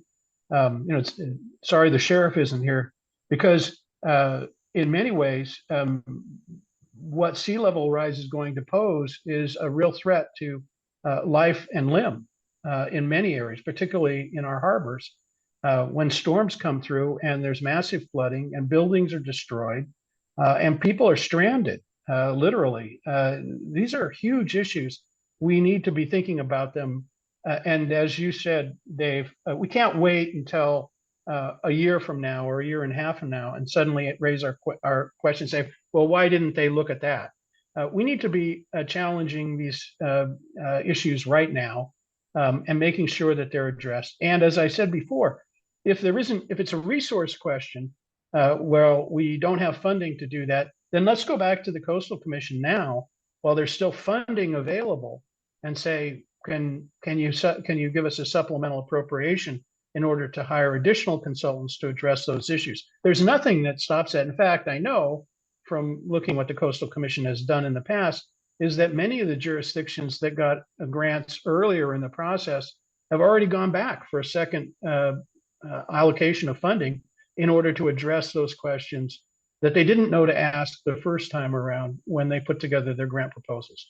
So in the short term, as I said, what the Grassroots Institute, just so we're clear, we don't get any funding. We don't have any government grants. We don't have any big corporate backers. We're basically a shoestring operation that operates on volunteers. But this is our community, and so what we're gonna do what we can, and what we can do is try to encourage more citizen involvement and look for an opportunity to provide the input that's going to produce the right outcomes. I hope I've answered your question. In spades, thank you. Robert, I have one more question if I could. Go ahead. So Peter, another issue, and this is really our specific to Malala. We have a town plan, and it's a nice town plan. It's been around for a while, and it's had some effect and it's had some no effect. And over the time that it's been around, things have changed. All kinds of stuff has changed. The environment's changing, the demographics are changing, our economic situation's changing, the availability of resources that enable development has become an increasing constraint, and there's been changes in land use. The scopes of work for the LCP update really emphasize the topics du jour in the state, which are climate change effects, what's going on with bluff retreat, what's going to happen with surface water supplies and groundwater, how are the highways and the roadways going to be affected. And so predictably, because that's where the money is, much of the scope of work emphasizes these, again, topics du jour that the Coastal Commission is focused in on. My concern is that we miss an opportunity that is now at least a decade old and past, where the Malala Town Plan is now antiquated, and we need to make some changes in things like zoning. We need to take a good hard look at general planning designations and zoning that allows things called fishing villages in places that are absolutely absurd, that don't make any sense anymore. So how do we in Malala climb on board this cart, the LCP update, to make some modernization adjustments to the Malala Town Plan that will refresh it, that'll bring it into the modern age and prepare this part of the coast to move on over the next 10 to 15, 20 years. Again, great comment, great question. All I can tell you is you've hit on some of the answer when you reference the Coastal Commission and the interests of the state of California. The interest, actually, I'm going to say, kind of makes me proud a little bit, at least, to be a Californian, because compared to most other coastal states, California has actually done a lot more in terms of planning for the impacts of climate change and sea level rise than most other states. And it goes back for decades now. It goes back to even before Arnold Schwarzenegger was governor. There was a recognition that the climate change was going to have a huge impact on California, and that sea level rise was going to have a huge impact on the California coast. And fortunately, we have a coastal act that makes that a state asset. So there is a commitment. There is a policy. There are many policies, and they're well embedded in our state government. And there's funds, and they've made a commitment. And when we talk about this local coastal program update, one of the most important things to keep in mind is that what the Coastal Commission is talking about here is not just a one-time thing. They're not saying that we're just going to give you funds to update the local coastal program, and then we're going to, sit back for the next 40 years like we have been and not update it again. In fact, what they're calling for is a rolling update process where the local coastal programs are updated on a cycle of no more than 5 years. Because in many ways, this is driven by the fact that the state recognizes now that climate change is not as predictable as we thought it might be, and that there's secondary and tertiary impacts of climate change and sea level rise are so difficult to model that it's very, very difficult for us to understand what it really will be like in California on our coastline 5 years from now, or 10 years from now, or 20 or 30 years from now. We no longer live in a world where we can make plans and expect them to be implemented with reasonable certainty for any period longer than 5 to 10 years. And so this process is therefore open-ended. And and specifically, when you get to the issue of planning in the Gualala area, this is exactly the mindset that needs to be embraced, is to take a look at how the Coastal Act, how the local coastal program and your town plan actually functions, and then using the data that's being collected by these consultants to answer the questions of how can we build in resiliency. And frankly, bottom line is, you're going to have to make some really hard choices. We know for certain, for example, that the coastline is going to erode. We know for certain that there are areas that are currently usable for many purposes that will no longer be usable. We know for certain that the infrastructure that we have in place is going to have to be significantly changed. There are many stretches of Highway 1 along our coastline that are going to have to be moved or raised because they're just not going to survive coastal flooding and sea level rise. So we know things are going to have to change. What we don't know is exactly how much and how fast and when and where.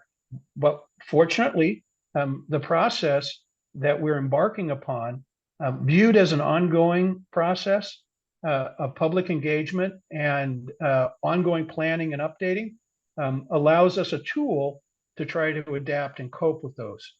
And that's about as best as I can describe the process. But it is going to take a leap of faith and to a certain extent from the public. And we're going to have to get into the notion of we've got to act. It's incumbent upon us. Nobody's going to come in and save Gualala. Nobody's going to come in and save Noyo Harbor. Nobody's going to come in and save Point Arena or any of these other places, we have to do it. It's going to be upon us. Otherwise, it's probably not going to get done, and it certainly won't get done in a way we like. Thank you. Really appreciate your time this evening and your perspective and all the information. We're with you on it. Great. I would just say this. I would hope that that locally you guys would think about all this and come up with your own strategy and plan for how you want to be engaged in this process. And what the Institute will be happy to do is to work with you in terms of coordinating and collaborating all along our coastline with all the other work groups and the activities that the city and the counties are engaged with in terms of updating the plan. We'll try to keep you informed as best we can as a strictly volunteer organization. Like I said, we have no funding, so we'll do what we can. If we are committed to partner with you, that's what we want to express. So in any way we can serve as an asset to you, feel free to contact us and let us know, or contact me specifically. Don has all my contact information, and I'm happy to be as responsive as I can. So anybody else have questions?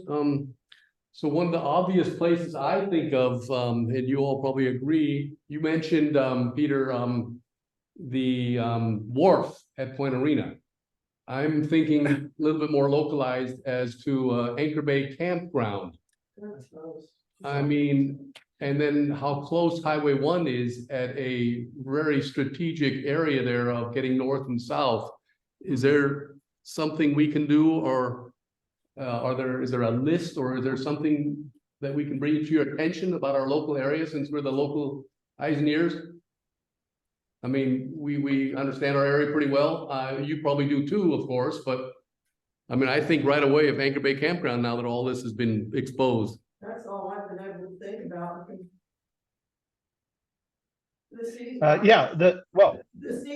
Let me respond by saying your single point of contact is Julia Krogh, and you should be documenting your concerns. That's the first step.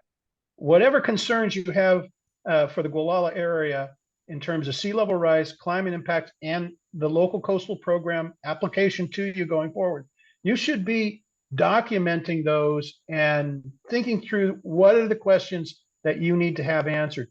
And Julia is, as the county director for planning, is the single point of contact on this local coastal program. So she's the person that you need to be addressing those concerns to. I can say to you that there's a wonderful tool, an online tool that I would suggest you take a look at. NOAA has an online mapping system that you can go to, which will show you what they project to be the impacts of sea level rise or water level rise from current mean high tide to as much as 10 foot of additional water. And you can actually look at Anchor Bay Campground and then examine what a foot of increased water level would do, or 10 or 3 feet or 6 feet or 10 feet. And it'll show you graphically what the impacts are. There are many places I've looked at some of the places. I haven't looked at all of the entire coast, but I've looked at maybe half a dozen places like Noyo Harbor. I looked at the beach at Casper. They have an RV camp in Casper Beach that is going to get washed away when there's a storm with a 10-foot storm surge on it. That's just going to happen. And as you saw from the earlier photos, it's already happening when you look at the flooding in Noyo Harbor and Point Arena. So these are real concerns. And like I said, they impact all kinds of different agencies. Julia is the lead for the county, but again, the sheriff's going to have a big role. He's going to have to respond to this. Your emergency personnel folks need to be involved in planning for and dealing with these things. And I'm sure they are, but it needs to be all brought together in a comprehensive strategy that the community understands and embraces.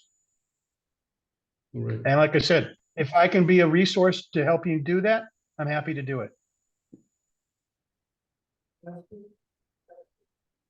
Well, the town plan is based on the LCP.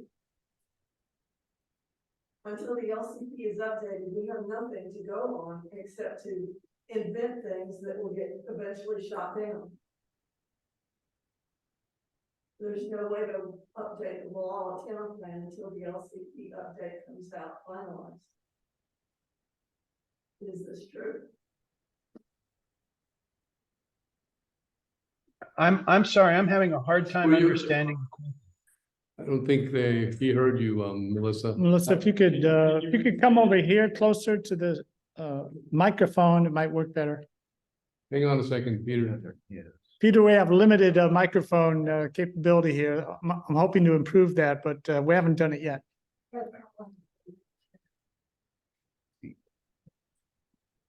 Just right there, right there. The Wallowa town plan is pretty much based and uses the LCP to write itself. It's written on that base. Without the update for the LCP, how can we update the Wallowa town plan? So the question is, currently you're in compliance with the local coastal program as it currently exists. But, right, okay, so, but things are changing. Climate changes have impacts, sea level rise has impacts, and the county, and there's always development. We've all seen changes on our coastline. And so the question is the current local coastal program really the right set of plans, the right set of zoning requirements, the right set of land use regulations, and is the county's methodology for utilizing the local coastal program adequate to the task? Those are all legitimate questions, and what I would encourage you to do is, again, document them, articulate them, and present them to the local coastal, present those issues to the county planning department as part of the local coastal program update with your recommendations on the changes that you'd like to see. This is your opportunity to do that. And, you know, you've got some resources in place to be able to address those concerns now. Take advantage of them. I'm sorry, but that was not my question. My question was that our town plan is based on the LCP. Until we get an LCP update, we can't update the Wallowa town plan because it's based on the LCP. Right now, the LCP is going to be rewritten. We need to wait until it's finalized before we work on the town plan. Okay, I see you're saying you can't jump ahead of the update from the local coastal program. Right, because we'll use that to base the new town plan on. If we write a town plan now, it'll be all wrong because it won't comply with the new LCP update unless we wait for the LCP update to rewrite the town plan. That's my point. Okay. I think I answered my own question. We can't do it too late. Okay, thanks. Melissa, any other questions for Mr. McNamara? Can I just clarify? McNamee, I'm sorry. Can I just clarify, the goal at this time is for us to be a part of the updated LCP. Yeah. That's what we're talking about right now, so it does make sense, you know, what Peter's saying, that this is the time for us to give that input so that we can have a new LCP, you know, that then translates to the Wallowa plan. So the first thing is to provide input for the new LCP, and then once that's done, the Wallowa plan can go from that. Is that the process that I'm understanding? Yes. Okay. I would just add to that, that is like very much our remit as a municipal advisory council. in policy 51, one of the few things that is specifically called out is being part of the deliberative process regarding the county zoning ordinance, the county general plan, or local community plan. And I would say this falls pretty squarely in that remit. One thing to consider is that the town plan and the LCP are part and parcel of each other. One is not necessarily for the other. The way the local coastal plan and the county general plan is structured, if one reads it, is that the town plan is essentially a component. So what I would advocate is that we go after all of it at once, that we don't wait for some magical time when an LCP is done before we crack open the town plan. The planning will be best achieved where these things are keyed together, where the analyses are immediately relevant to all the issues in the planning documents as they are structured, rather than waiting for one thing to get done before another. I don't see any mutual exclusivity at all.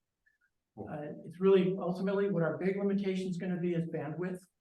How much time have we got as volunteers too, Peter? We really appreciate the volunteer spirit down here. And we're all with you on that.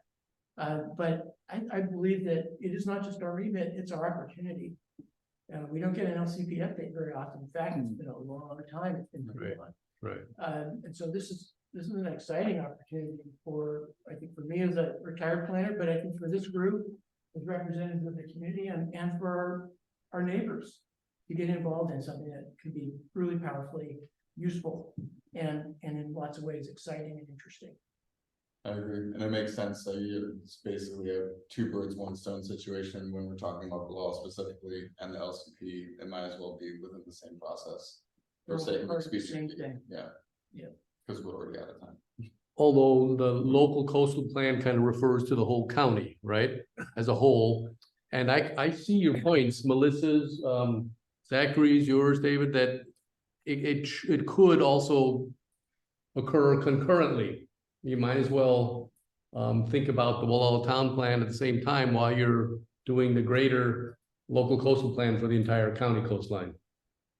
So that's very good that we would do that and not waste time. What kind of action could we take within the MAC as far as like, is there some kind of outreach that we can help implement within the community? I'm not saying like, we don't have to like form a new committee within the MAC. I don't want to be limited to the MAC, but the MAC can facilitate community outreach so that we can maybe get a more consolidated list from members of the community that can be brought to Julia Crow, so that she's not getting inundated with, which, community input's great, but like too many single emails from individuals. It might be nice if we can have a more consolidated approach that's more, Right now, we do have the committee that will be doing that, right? The local coastal plan, Walla Town plan update committee, of which that would fall into that. Evans, Shabak, and myself are a part of. So I think through that committee, it can be continued, like David's kind of taking the lead on that. And you can provide input through our greater GMAC meetings. Cool. Robert, could I ask, I think we're running late, and Yes. I'm certainly part of the problem, and I apologize for that. Maybe what we could do is agendize for our next meeting, Sure. spend about 15 or 20 minutes as a council and talk about how we might approach this. What are different ideas, different issues that come to mind quickly? Get really really along the line of ready, aim, fire, so that we have an idea where we're headed because we're talking about it together. That sounds great. Okay. But let Dan have a comment still, and we'll move on. I'll follow what David said, and I've got some ideas of things on a micro scale that GMAC can actually do when we're looking at coastal development permits and things like that, with vegetation removal, wetlands drainage, wetlands buffer, water movement, they also purify water and we allow people to take out the vegetation that makes that happen, then we're cutting our own throats on a micro scale, and it's gonna build up on a macro scale. And that is in our purview. Okay, you wanna lead the conclusion on this, Don? Yeah, Peter, I just want to, on behalf of the council, on myself and hopefully the council, really thank you for the time that you've spent here with us tonight to bring to the forefront some issues that are really critical going forward, that we need to concern ourselves with. Specifically, yes, the local coastal plan update, but overall, climate change and the very real risk that sea level rise is going to bring to the coast of California. So I think it's great that you were here this evening with us virtually and sort of hopefully got the ball rolling for us, in our community to really start thinking about these issues because these issues will impact all of us. Nobody's going to escape this. We are all going to be impacted. So thank you again, Peter. You did a great job. Thank you. Thank you and good night. Good night. Thank you. Wow, that was a very informative presentation. That was quite wonderful. Yeah. Yeah, excellent. Okay, so let's move on to our permit review, or is that's additional things have been presented on the permit review that that David and I handled back when. That's on Caltrans, CDP 2023-0013. Those are two areas on Highway 1 there that we visited. And I looked at it and I saw what was added. And you want to add to that or? Sure, I'm gonna keep this really short. Okay. If you guys have questions about, if you want to know what changed, ask me, and I have lots of notes that I don't think we have time for that. So let me do kind of a long story short. Since we looked at this project in April and rendered it a recommendation for approval in May, Caltrans has been negotiating with Coastal Commission, and of course, they've gone through that laundry cycle, which means a lot more detail has been put into the book. The package now also reflects nearly complete construction specification drawings. So there's a lot more information there. They've done a really good job, I think, in kind of tightening the screws down about loss of wetlands, waters, and habitat, including Bishop Pine. They have much more detail about how those losses are going to be mitigated on-site as well as off-site. And net, for the most part, there's reductions in some of those impacts and a little bit more in others. But what Caltrans has done is, again, tighten the screws. They've done the best they can to reduce impacts to natural resources, to align the project or design the project in a way that it'll be more sustainable as wear and tear happens to it. And they've done, I think, a good job avoiding adjacent private property impacts. One of the things that they've changed as well is it's a topic of our previous discussion about, how does Caltrans do something that also protects cyclists? So signage was one suggestion.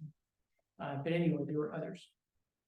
When we acted in April and gave a recommendation in support of this project, which everyone thought, it's the right thing to do. We need Caltrans to do it. We made 4-5 recommendations and comments. After reviewing the current proposal that has way more information and is substantially responsive to some of our input, I would like to recommend that we continue to recommend approval of the project. And based on what's now in the package, I'd like to offer 5 conditions and comments that update our response in support of this project. Would that be okay with you guys? Okay. It's here, yep. So Caltrans number 1, where we made a suggestion that they put in signage that bikes can use the full lane, now it's part of the project. But it's specified in the construction document, which to me looks like it might go away after they've stopped, after they've completed the project. So condition 1 is Caltrans retain bicycles may use full lane signs described in construction area sign sheet CS1 or equivalent permanently after construction is complete. We want those signs to be there because these are blind horizontal and vertical curves. Caltrans can't fix that physical problem, and we want motorists to know there are cyclists in the pipe. Item number 2, this is the one that they haven't talked about, but I think it's still worth, us offering them the input. Caltrans add warning or information signs such as allow 3 feet for passing bicycles or the equivalent in the northbound and southbound lanes at the limits of both project locations. So once again, it's not just the bikes are going to get in the lane and have a right to it. Everyone who tries to pass has to give them 3 feet. That's great. Well, it was your idea, I think, the last time, so I really like that. It's really important. Third one, we felt that there are other places on the highway where it would be great if Caltrans told the motorists, hey guys, slow down. This is a really, really, really hard curve. All the local know about it. This is the curve that's going to put your car right on top of people crossing the street into Schooner Gulch State Beach. I mean, there's places where Caltrans really could do a better job telling motorists about hazards. So we propose, and I think we should keep, that Caltrans revisit the posted rate of speed at both project locations and consider reduction as part of the project. It's not in the project presently. So this would be a speed study. We're asking, I believe we should continue to ask for that. Another item is that the project include the recommendations of the Cal Fish and Wildlife letter dated September 2, 2021 in final CDP conditions for approval. The package seems to be more responsive to Fish and Wildlife's input, but I can't tell you conclusively that it's got everything. So I suggest we keep this one here. And then finally, Caltrans implement, excuse me, fully, got a typo here, implement fully the on-site revegetation plan, off-site habitat mitigation and monitoring plan, and CEQA mitigation monitoring and reporting plan referenced in the October 25, 2023 CDP referral. It's our business to encourage Caltrans to do it all. Just stick to the book, get it all done. We want to see that happen. So that's what I'd recommend. I've already prepared, I'll make a typo change, but I can send this in. Okay. County's asking for us to respond by the 9th, so I would like to be timely on this one. So you reiterate those 5 items, right? Yes, and I can Great. leave this. I can leave this with Mary for her notes because I've got it in my computer. But I'd like to move that GMAC recommend that this CDP for Caltrans, which is the Walla Shoulders and Curves project, as currently re-referred, that we support approval of the CDP. I recommend that approval to the county, conditionally with the 5 conditions, spelling corrected, that I've just read. I'll second that. Thank you. Oh, okay, Don seconded. Thank you. Okay, Melissa, Dan, David, Yes. Henry, Aye. Don, Aye. Kevin, Robert, all aye. So I'll send this completed report to the county tomorrow with copies to Mary and to Robert. And so for those that are interested in looking at that CDB a little closer, I noticed it was pages 38 to 122 of this document you have up that was added. And it also included those project plans for construction that you mentioned, yeah? Yeah, if you want to dig So into it's, it. It's all in wow, there. it's a Yeah, lot. it's a good book. Very good. Yeah, Bedtime reading? yeah, right. Like So- they're reading. Thanks for that update. Okay, so what are we looking at here? 2006. On the other side. Thank you so much. Betcha. Good work, Dave. Thank you. Thanks for. And Robert. Thank you. 806. You did it too, right? Well, yeah, we walked it. Yeah. Boy, big project for Caltrans like others. So we move on to our council matters. Under old business, we have the county policy number 51 and GMAC bylaws committee, as I said at the end of the meeting last month. So we have a discussion of county draft review of GMAC bylaws that we could undertake if we want. I found the it was an interesting set of minutes that came back from county council on their review of the GMAC bylaws and their consistency with county policy number 51. What we received may or may not have been expected, but it does shed some new light onto our operating procedures that we should either initially discuss within our bylaws committee or right here in public session. How does the council feel on that? I'll go ahead and jump in. First, I'd like to thank our Chair Robert for contacting county council with our current GMAC bylaws. And I'd like to thank county council and staff for their quick turnaround on the revisions that they recommended, that we make those changes to be in compliance with county policy 51. Knowing that the final paragraph of county policy 51 states that in instances where existing bylaws or policies or MACs may be inconsistent with board policy 51, board policy 51 is deemed to take precedence, and the MAC shall take action at its next available meeting to amend its bylaws or policies. And I think that based on that direction, that is why we're here this evening. So I've probably said enough, so I'll leave it to the rest of the council members to weigh in. Anybody else? David? I would like to also thank the county council for input. I'm also the support of Supervisor Williams in helping marshal those resources. Council's busy. And so I do appreciate the bright light shine on this issue, and particularly the timeliness of the turnaround.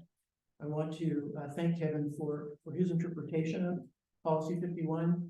I think it's very clear that we've got some work to do, and policy 51 is asking us to do it expeditiously. I reviewed the input from county council. It seems beyond question that they've got it right. Taken liberty to also examine other parts of the bylaws, and I was prepared to offer some additional adjustments, some of which come in the category of dotting the i's and crossing the t's that council didn't do. There are changes that kind of cascade through the document that are the result of county council's recommended changes. I guess they didn't have time to kind of look at the whole thing through a thin sieve. So I have some adjustments that essentially help to implement council's recommendation, and then some other adjustments that I feel are necessary to resolve, I think, a structural incompatibility of the bylaws and the remit of this council as a platform for public involvement, as a democratic vehicle that is intended for broad participation and shared authority. Presently, the bylaws have requirements for 2/3 votes, for example, which are, in my view, inappropriate for an entity that has no authority to act, that has no fiscal obligations, and in fact, those obligations are prohibited, now about to be taken away by the latest bylaw. And are inconsistent with a group of volunteers whose job is to create a place for a welcoming place for people to be involved. And change happens. So requiring, for example, a 2/3 vote to change the bylaws, in my view, is an undemocratic and unparticipatory consolidation of power in the minority. Furthermore, the current bylaws have a highly asymmetric distribution of authority that consolidates authority and power for significant actions in the chair, which I believe is inappropriate, again, for a body that has no discretion, that is not making decisions that create risk in a governmental context, either financial or legal, that has no fiscal authority. In my view, the chair is an honorary assignment, somebody who is a leader for conduct of meetings, but to consolidate power, to make or eliminate committees, to select the participants of committees, is, in my view, inappropriate, and it's really better that the entire council share that authority through majority votes. Those are a couple of thematic examples. It's gonna take a little bit of time, and maybe this isn't the night to do it. But I wanted to daylight that those are some reactions that I have to the current bylaws that I find are, again, inconsistent with a democratic and open format for a community platform for interaction. I will respond to the committee's pleasure about how they'd like to proceed with these, with a set of additional revisions to county councils. Any other comments? County council made enough provisions, not enough changes. I don't think that. Well, what I do think is that the legal aspect of the domain and the rest of the bylaws are definitely fine as they are. We're volunteers. It's a council to give advice. It's not a legislative body. If there is vote is perfectly reasonable, that means that the majority will agree, not that a minority can take over. That's why it's done that way. It's for majority rule, not minority rule.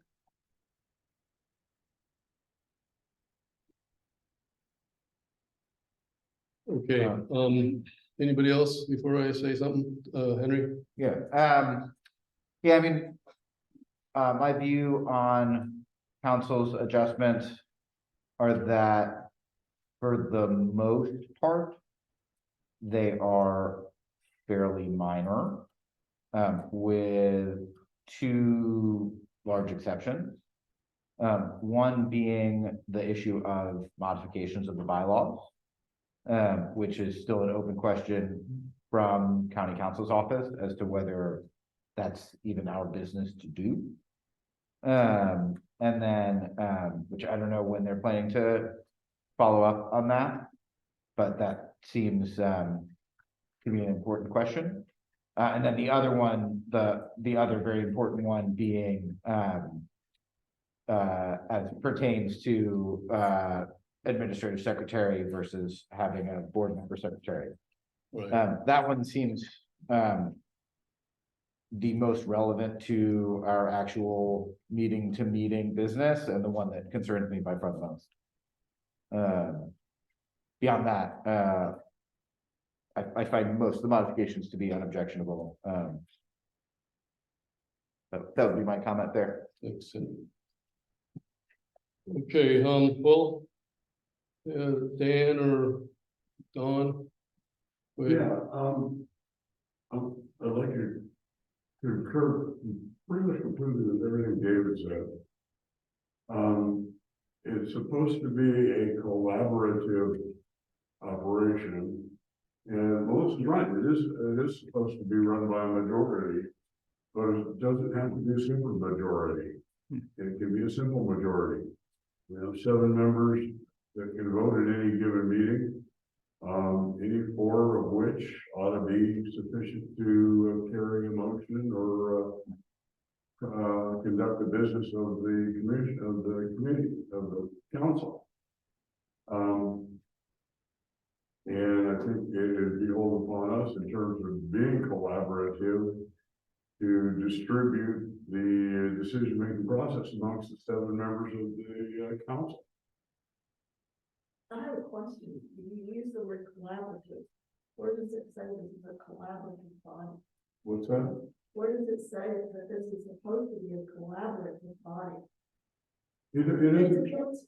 I believe if you look at the actual Board of Supervisors intentions, and that's a legal thing where you get into legislative intent and so forth. The intention of setting up a municipal advisory council was to get local input into the processes of the Board of Supervisors for that locality to speak to the county as a whole. And for us to represent the public of this community, I think we need to distribute it. We all have different ears. We hear from different people in the community. We talk to different people.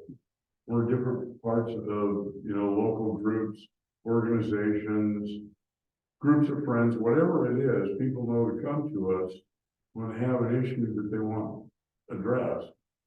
And I think it's important that each one of us have an equal input in what goes on, and the process of doing that is by doing by simple majority.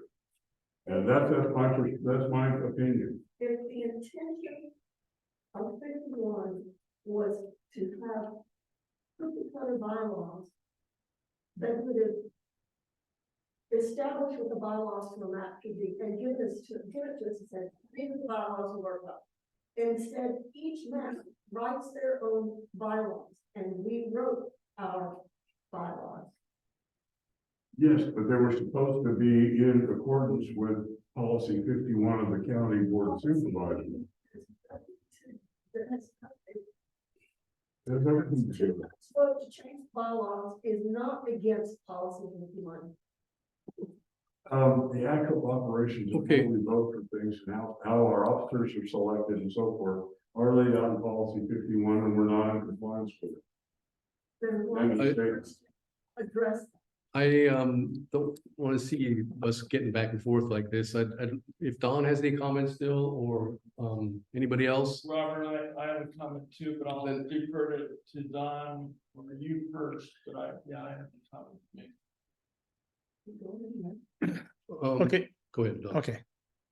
Well, I kind of reviewed this somewhat lightly, not in a real deep way. And if these are the changes that, county council requires us to make, I don't have a great problem with it. As long as we can continue to function in a similar way that we have functioned. I do kind of agree with Dave that we should be able to do things on a majority vote. And the 2/3 vote requirement, to me, it is can be restrictive of democracy, clearly. I mean, look what happens in the Senate of the United States when a 60 vote threshold is required to even discuss legislation, which is insane. It's anti-democratic fundamentally. It allows that allows Let's focus on that. that allows a minority to block legislation. That's clearly what it was meant to do. And that's how it is used. So although obviously I'm not putting us in the same at the same level of the Senate of the United States, but nevertheless, I prefer a more purely democratic way to conduct our business and to make changes that we feel are needed, as long as they are in compliance with the general rules that have been set up by the Board of Supervisors for operations as a MAC. So, that's pretty much how I feel. Also, we could probably spend quite a bit of time discussing all these changes that the county council, I guess is wants us to make to our bylaws, or is imposing on us. And so I'm wondering if, maybe this could be discussed more fully in a committee setting and then brought to the council, and then we discuss the actual changes that we would vote on. That's kind of what I was going to say, but go ahead, Kevin. At a couple points that I'm kind of going down the same line as Don. If we look at section 1-01, that's pretty specific. It basically states the naming, organization, and founding purpose of the law of municipal advisory council as stated in resolution 91-076 of the Mendocino County Board of Supervisors. The council shall be guided by the Mendocino County Policy 51, the Mendocino County Conflict of Interest Code, and California State Ethics, and open meeting laws, including but not limited to the Brown Act, commencing with California Government Code law. My point is, we're not our own separate island. We are an advisory group of the Board of Supervisors. And one of the requirements is that our bylaws are not ours. And when we change our bylaws, it is stated in this document that they should be sent to county council for review and for approval by the Board of Supervisors. So this is not our document.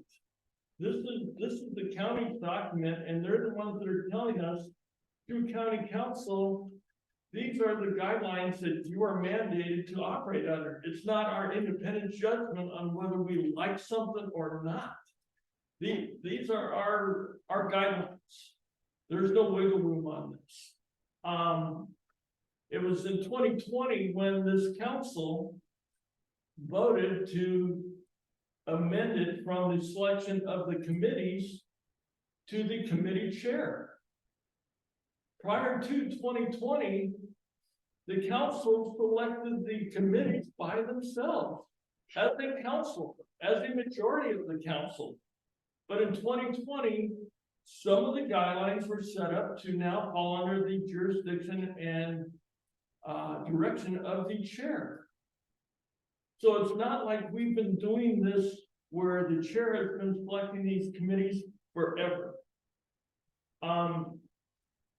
I have a motion that I would like to propose to kind of speed up the process.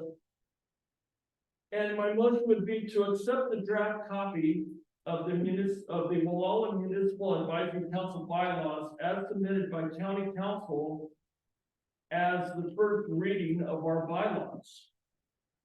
And because of the input tonight and with Don and others, we'd like to kind of get a good understanding of not only the council's input, but a better understanding of the implications of the secretary position and others, as Henry mentioned. I would also recommend a second reading and action with council's recommended changes of the bylaws at the December 7th, 2023 GMAC meeting. But I think according to policy 51, we have to at least acknowledge the acceptance of the county council direction that they put forward to us. I don't think we have the ability to say we like it or we don't. These are our marching orders. Well. So, you know, so we can discuss it, but in order to comply, we're gonna have to, once we come up with a document that says this is our bylaws, we're going to have to send those to the Board of Supervisors. And the Board of Supervisors is gonna look at it. They're gonna say, yes, GMAC is in compliance with policy 51, or they're not.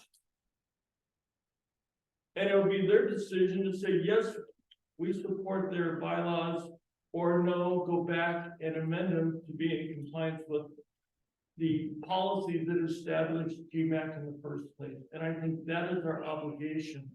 But that's my motion, to accept what the draft this evening and bring it as a first reading, and then the second meeting in December, or meeting in December will be our second reading to go over and be able to digest everything that everybody has said, and then take formal action that night.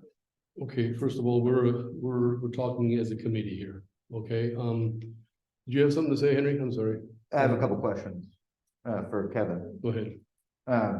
So the first is how, if we were to follow that plan, what are we doing with section 701? Where there's just an open question from county council, they haven't responded, and how to do that. And specifically, it's also about how to amend the bylaws, which seems like an important question to have resolved before we amend the bylaws. Right. The first question, I literally don't know how to handle that. Right. When they haven't actually followed up I yet. would suspect that if we accepted the bylaws as submitted by county council tonight as a draft copy. And then come back at the next meeting and say, no, there are some things we don't agree with. Example, the 2/3 vote. Then we can make those amendments, and then if we approve it as a council, we forward that to county council for review. And then if they're fine with it, then I think procedurally, it's supposed to go to the board of supervisors. Well, we don't know that, right? That's the question they I haven't. think that was the directive in this No, document. At this That's point, what they, well, sorry, this is what they said. Most committees have their bylaws approved by the board. We need to check if this is consistent with the organizing document. They haven't answered that question yet. So until It's an then, open question. this committee can continue, this council can continue to act. But it's, I think it will be prudent practice, once this council has taken action, to send that back, to refer the thing back to council, and they'll handle it in whatever fashion. it's marked quite clearly as draft, okay? And then we're going, at this point here, we're going beyond what county council has even recommended or suggested to us, okay? I kind of stated what my feelings were at the last meeting. Sorry, can I ask my second Go question? ahead, for I'm Kevin? sorry, did you have a second? No, Okay. Which was, if we're just saying, adopt this, as draft amended, which, As a yeah, draft copy, right? how do we handle issues related to administrative secretary between now and December meeting? Who is secretary? I believe that might be something we may need to discuss in closed session, because I believe that the conflict here is whether or not a MAC can enter into a contract with any individual. I think the only people that can enter into a contract of service is the board of supervisors. So, We've never entered into a contract right, with Mary. but that doesn't mean that it's correct. So what I'm saying now is, if we are operating incorrectly, then we need to discuss that. But I don't think this is something we want to discuss in an open meeting, because we are talking about staff and we're talking about a contract that does not need to be discussed in a public forum at this point. So are you, If there is some action, we could bring that out of closed session, but I believe right now that it would not be appropriate to be talking about a contract position, whether or not there is a contract and all of that discussion. so are you saying at we this should point. go into closed session before we take action on the bylaws? Absolutely. Okay, Yeah, so, we could call a closed session at any time. And if we want a clarification on the secretary position, as stated in here, whether or not it is a contract position, that's information that we need to get from the county. And we need direction from them if in fact, the position, and I'm gonna keep it general, if the position is an employee of the county, or if they are a contract staff person for GMAC. And we know that is in violation of our operation, and we cannot enter into contracts with anyone.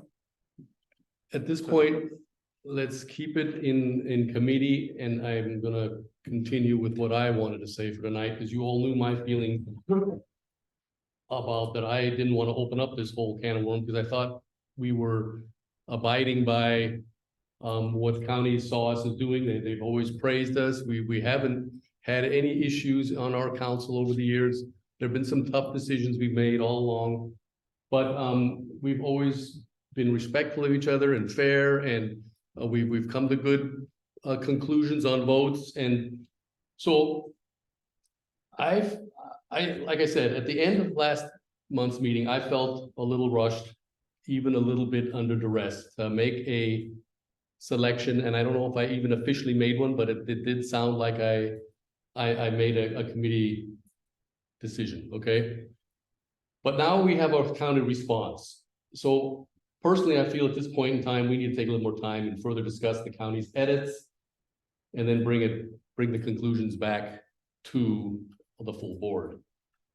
My other point was that with Melissa now in presence, I'd like to ask her if she was willing to be on the bylaws committee, as she had requested to do so in the past.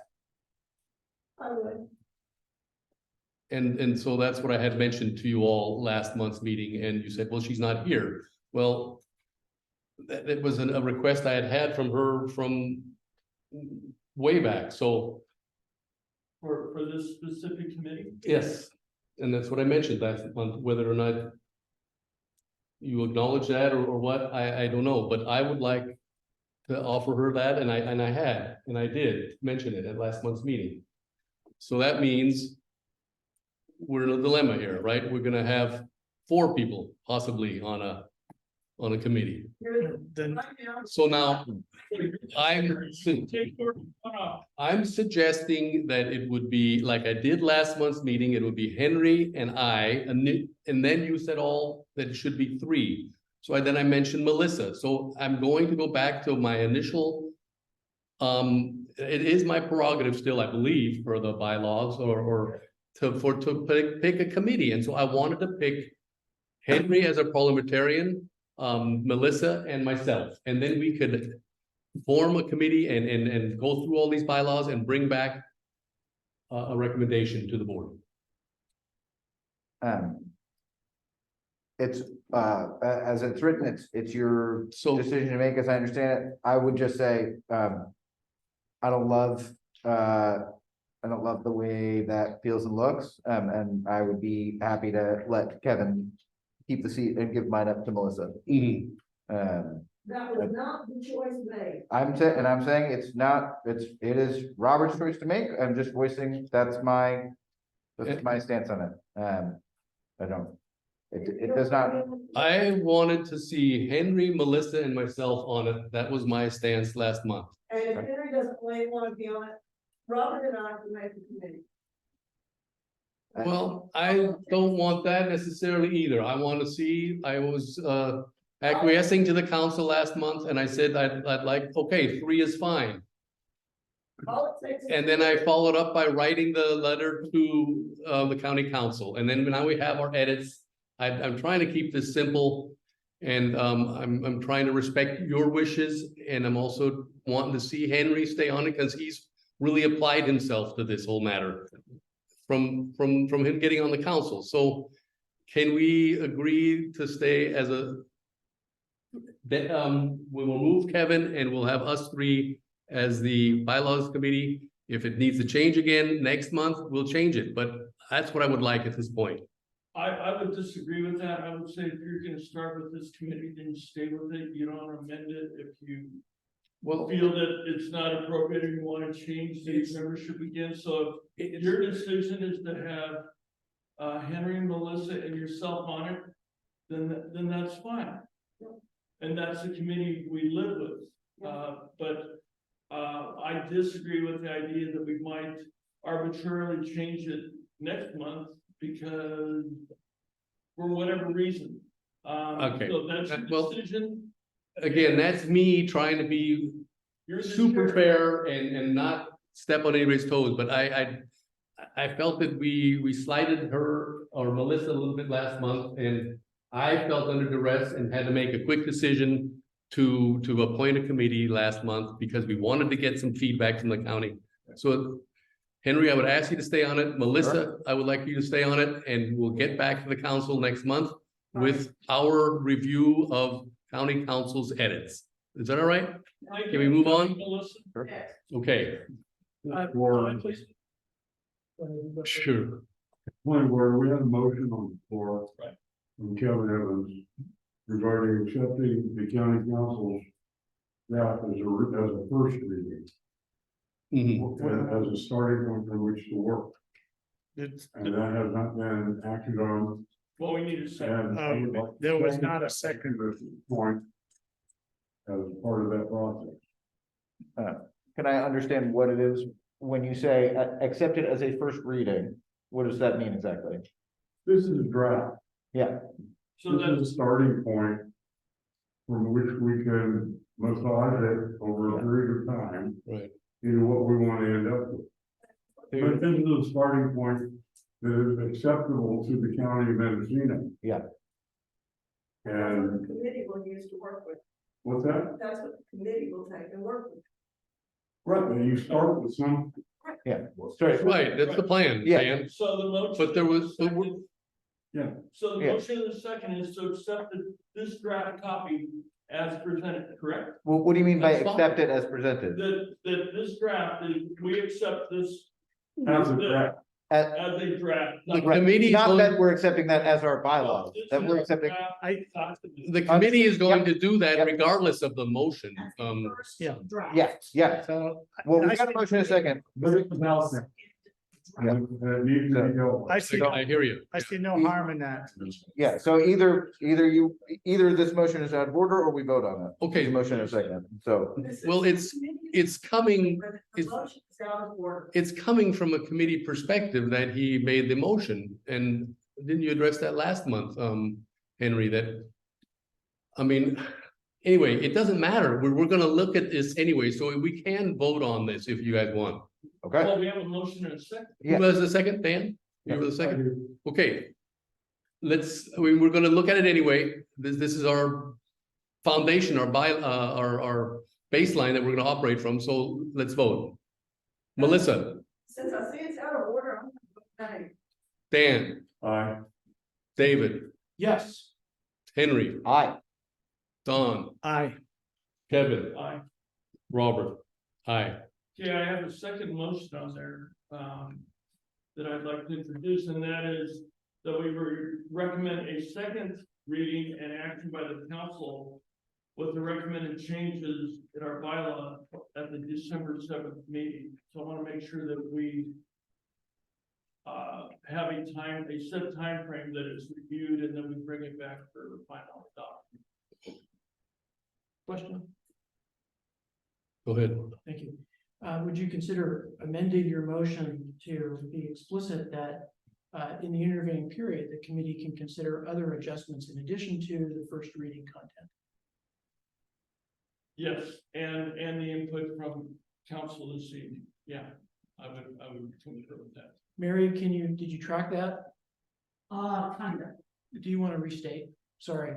So it recommended second reading action by the council of recommended changes suggested by the committee. To be reviewed and then presented by December. Right, at the December 7th meeting. Right. So we want to make sure that we include the comments from this evening, changes to the draft bylaws from county council and input from the committee. is this just a motion for an agenda item? What's that? Is this basically just a motion to put an item on the agenda? No, because we haven't concluded it. We have not finished this item, so it'll be a carryover to the next meeting, so it's not a new agendized item. It's the same item, but now it's the second reading. So it's gonna be an amended version of tonight. Yeah. Okay, it just seems, I don't understand why it's a motion, but I don't. Also Well, don't care. it's a motion, the main motion is one to accept the draft as received. That puts us in compliance with county council's direction that we need to act on it by the next meeting. So we are basically saying, okay, we have received their draft copy. Yeah, And now the other is, the next meeting will give the committee time to look at it, provide their input. In addition to the input this evening, and then we will bring it back to the December 7th meeting for review, discussion, and action. yeah, I don't have any objection to any of that. I don't I- understand why it's a motion, but I I don't understand why we need the motion. I agree with I that. think it's. don't get it. Superfluous at this Well, point. Yes. I think the basis for it is we want to make sure that this isn't something that can be December 7th, we decide, well, no, we're not fully informed, we don't have all the information, so we want to kick it to January. Or we're not sure we're gonna send it back for review by county council or anybody else. So then we're gonna move it to January or February. So what I'm trying to do is set a specific time frame that come December 7th, the committee will have met, We will have the input from tonight, and we will have a document that we can look at and act on December 7th. And let me note, for those of you who haven't spent years working in government, this is a typical local government legislative process procedure, first and second readings. They are done to confine process so that things don't spin out and out forever. They're done to make very clear what the expectations are for performance of the sitting body and the staff that supports them, in the case that we don't have any. So there's no big magic here. It's just laying it out really clearly and making sure that a date is picked to conclude the action. So I'd like to second the motion. Okay, you wanna, any further discussion or let's vote? Melissa, No. Dan, David, Yes. Henry, Don, No, Kevin, I. no. Is my vote. I So think- perhaps it's 4-3. Okay. So, we will meet at our earliest convenience, okay? Our newly formed ad hoc committee for the bylaws consideration. And we will get back to the rest of the council expeditiously on these matters, okay? and just a reminder, folks, whatever changes or additions you come up with, we have to publish them on the website prior. Right, like we did this time, okay? And it has to be, of course, a clear agenda item posted as well. And specifically, the bylaw state, it's gotta be 14 days from the next meeting. Okay, that we get it on the website also. Yes, So that means we gotta meet next week, you guys. Yeah. Okay, May I ask a question of the parliamentarian? unofficial parliamentarian, sure. And you're on the committee, which is a Yeah. great place. How would you like to receive my input for your committee's consideration? That's a good question. Because if you send it to me and then I share it with the remainder of the committee, that becomes a serial meeting, I think. Don't Can think you hand it over to him right now in the form of a piece of paper, sir? Then that one. I can actually give it to everybody, which levels the field pretty much. Yeah, then it just becomes council conversation. I mean, I suppose we should probably, if we really want to dot all the i's, cross the t's, this should probably go on the website as well. That's cool with me. That's part of the record, or be linked to from the minutes, or, So what I will do is send a file, it's a markup file Yeah. that shows colors, which makes it a lot easier to read. It'll Okay. include my markups Great. and council's markups in one document. okay. Should it be in PDF so it can't be manipulated? Or do you want a MF? DocX? Yeah, I prefer it as a docx where you can Yeah. see the sort of history of it, and it works a little better as an interactive thing. Okay. So shall I send it to Mary for disbursement or to the committee members directly? Maybe best to send it to Mary, and then we should just make sure we put it on the website. So it's public. I'll do that. You'll get, actually, I'll give it to you in both file formats. You can decide what to do with it. Okay, great. My apologies, I don't have a color printer, so it's kind of hard to read. Yeah. All right, okay, then let's move on here. We're down to item 8B, Walla Services Committee. And that is Evans, Lewis, and Mayor. For parks, I'll say something quickly, if everybody's okay with that. Which is that, we got an email today, about Bower Park Improvement Project.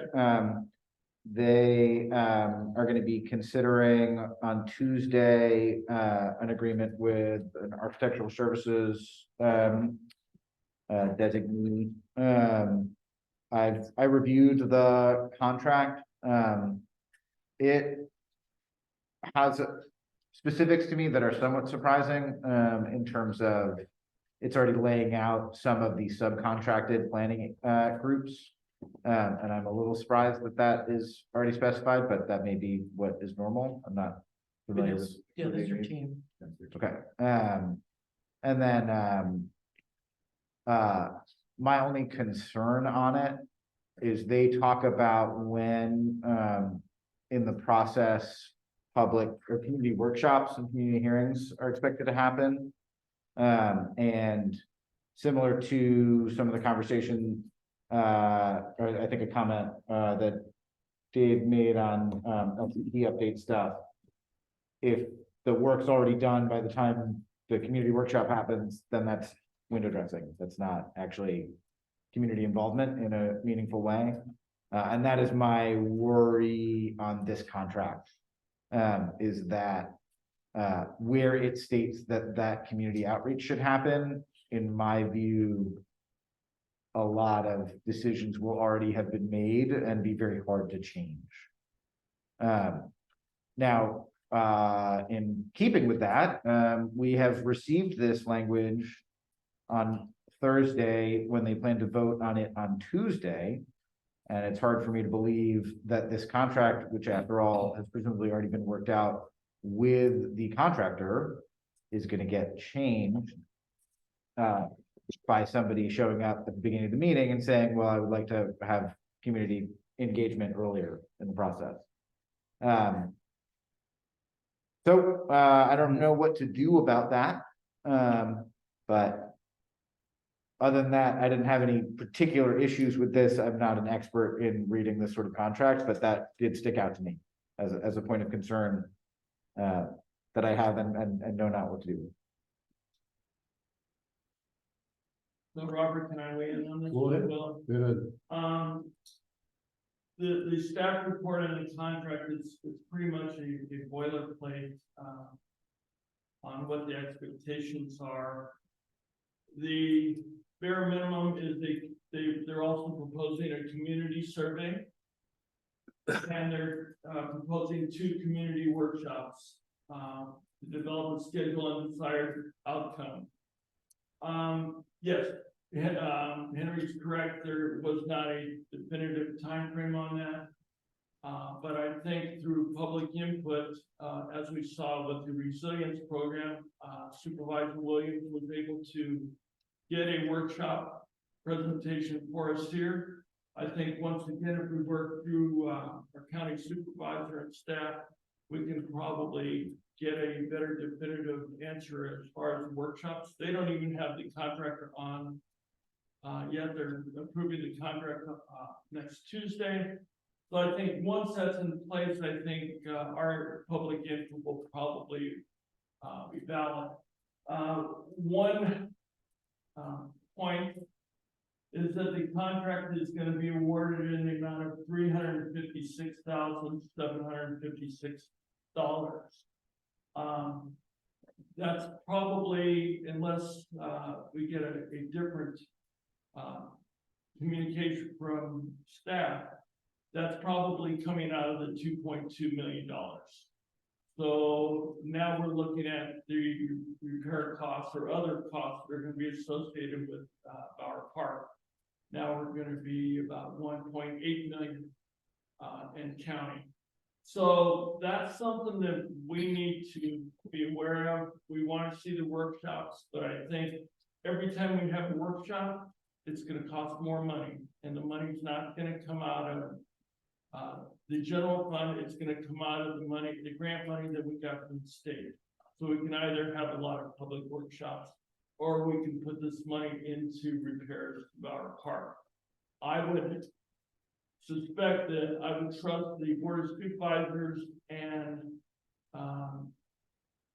department head Janelle Rao to oversee this contract and make sure that we get the best bang for our buck, because the county is, as you know, has a huge deficit. So any money they have has to be monitored correctly. And I think that I would put trust in that the monitoring of this contract, but I also think that we have groups like Fix Bower Park and GMAC that, as Henry done a great job of looking at the contract and the staff report, that we'll be monitoring it all along the way. And I know that we have an open ear with the county from our input, and we'll utilize those channels to the best we can. But I'm just excited that we are gonna get a landscape architect on board. It's happening now, and unless something happens, I'm hoping that the board will approve this contract agreement with this landscape architect, and we'll be able to move forward. Okay, Kevin, thanks. Anybody else, before we move ahead? Okay, hearing none, we will go on to affordable housing report. There's really nothing to report on that. Economic development report. There is a meeting on Wednesday, at Marvista Cottages. It was put together by Cab and Denise, the owners of Marvista Cottage, in collaboration with Visit Mendocino. And what the intent is to revitalize the business community here, get it formalized again in a working group that really works for the benefit of our community and the development of the businesses and support of our economic development. So next Wednesday is the date, and I think you can still go on the Visit Mendocino site and RSVP if you'd like to attend. 11th, the 8th of November, what time? 4 to 6, I think. Okay. Okay, thanks on that, David. I mean, Kevin. GCAP committee. I don't really have anything. We didn't meet as a committee this past month, so I don't really have anything to report there. Other than I was still waiting to hear back from county council with regards to the issue that was brought up on my potential conflict of interest. I'll keep you posted on if I receive something from county council on that. But that's all we have under that agenda item at the moment. Robert, I have some additional information, if it's okay. Okay, All right. As I mentioned last time, the project, the Wallowa Streetscape project, is coming up short of cash. Caltrans determined that the shortfall is somewhere in the 2.3 to 2.5, maybe even $3 million range, which is pretty small for the whole project, but it's crucial because it's a killer potentially. To try to plug that gap, Caltrans pitched to the Mendocino County Council of Governments for a regional transportation improvement program allocation of $1.2 million. And this is out of a total cycle value of somewhere between $11 and $12 million. Highly competitive. There's a lot of work that needs to get done in this county. A lot of work. But this is a project that MCOG had committed and held back previous RTIP cycle money in the amounts of about $3 million to make sure that this thing had, it's something that the pump was primed. Projects change, funding circumstances have changed, but nevertheless, there is a gap. Caltrans is, if they can get the regional tip commitment from the county of $1.2 million, Caltrans has promised to find the rest of the money, another 1.2, 1.3, some amount, and also do some value engineering to deliver the project, funded primarily with the Active Transportation Program grant of about $7+ million. They're not changing the project, which is really important. I mean, this group, Robert and the community have really bled hard for years to come up with a project that was fundable and that made sense. And I contacted the new project manager at Caltrans, asked the pointed question: has anything changed in the project between the last time you shared something with us in April and the project that's going to the director for approval in December? And her response was brief, and it was no changes. Okay, that's good. They just need the money. So next week, MCOG will consider that proposal. Fortunately, the technical staff that support the agencies in the Council of Governments will be rendering a recommendation to support that allocation of $1.2 million of RTIP money. So that's my update. I'll attend the MCOG meeting as well and monitor, but so far so good. Please keep your fingers crossed. Thank you. Okay, thanks for Thank the you for addition. that. Fingers and toes. Yeah. Okay, then we have electric vehicle charging station, update from Donald. Yeah, just real briefly, things aren't looking that great. We had potentially an opportunity with EVgo, and I've tried to get in touch with them, and then the last remaining property owner here in Wallala that appeared to be interested. They haven't responded to me. So I fear that that's not going to happen. It's really unfortunate because it was a great opportunity at no cost to the property owner. The property owner would make money, $1,200 a month, roughly. It's just unfortunate that is likely is not going to happen here. So we're going to have to look for other possible opportunities that maybe don't involve DC fast charging, perhaps just, level 2 charging, which takes up a little bit less space in terms of room for equipment and parking spaces, which seems to be the issue here. So that's where we're at. Okay, Don, thanks. On the telecommunications committee, do we have anything from Henry and you?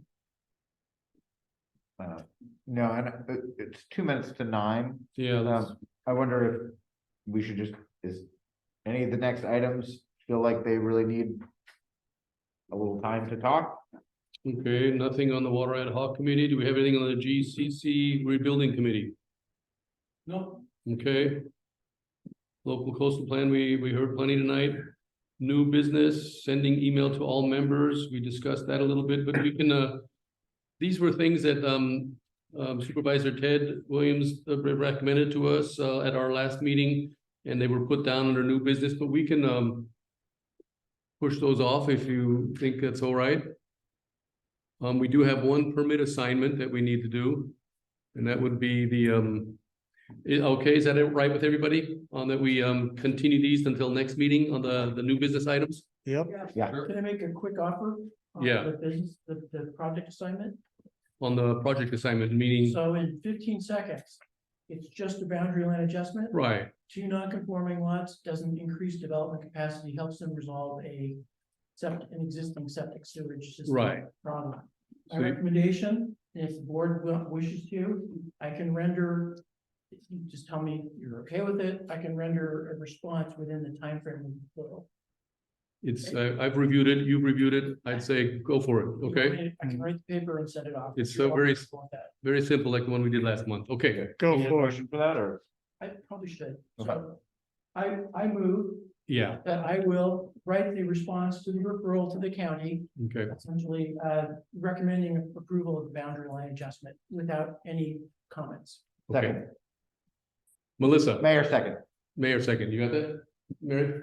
Um, Melissa, Dan, Aye. David, Yes. Henry, Aye.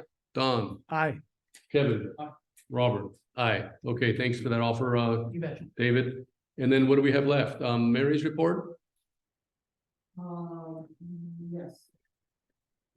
I worked 41.62 hours in October because of the 2 minutes that I needed to get out, as well as the long agenda.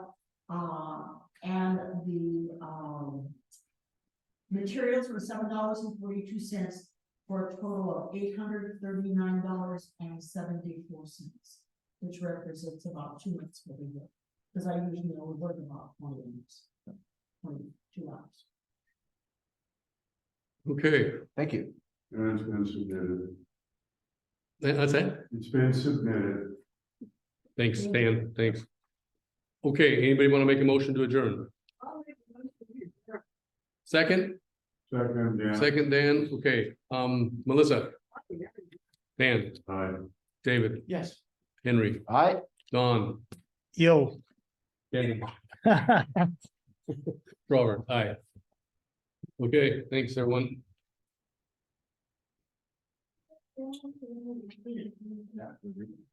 Mhm.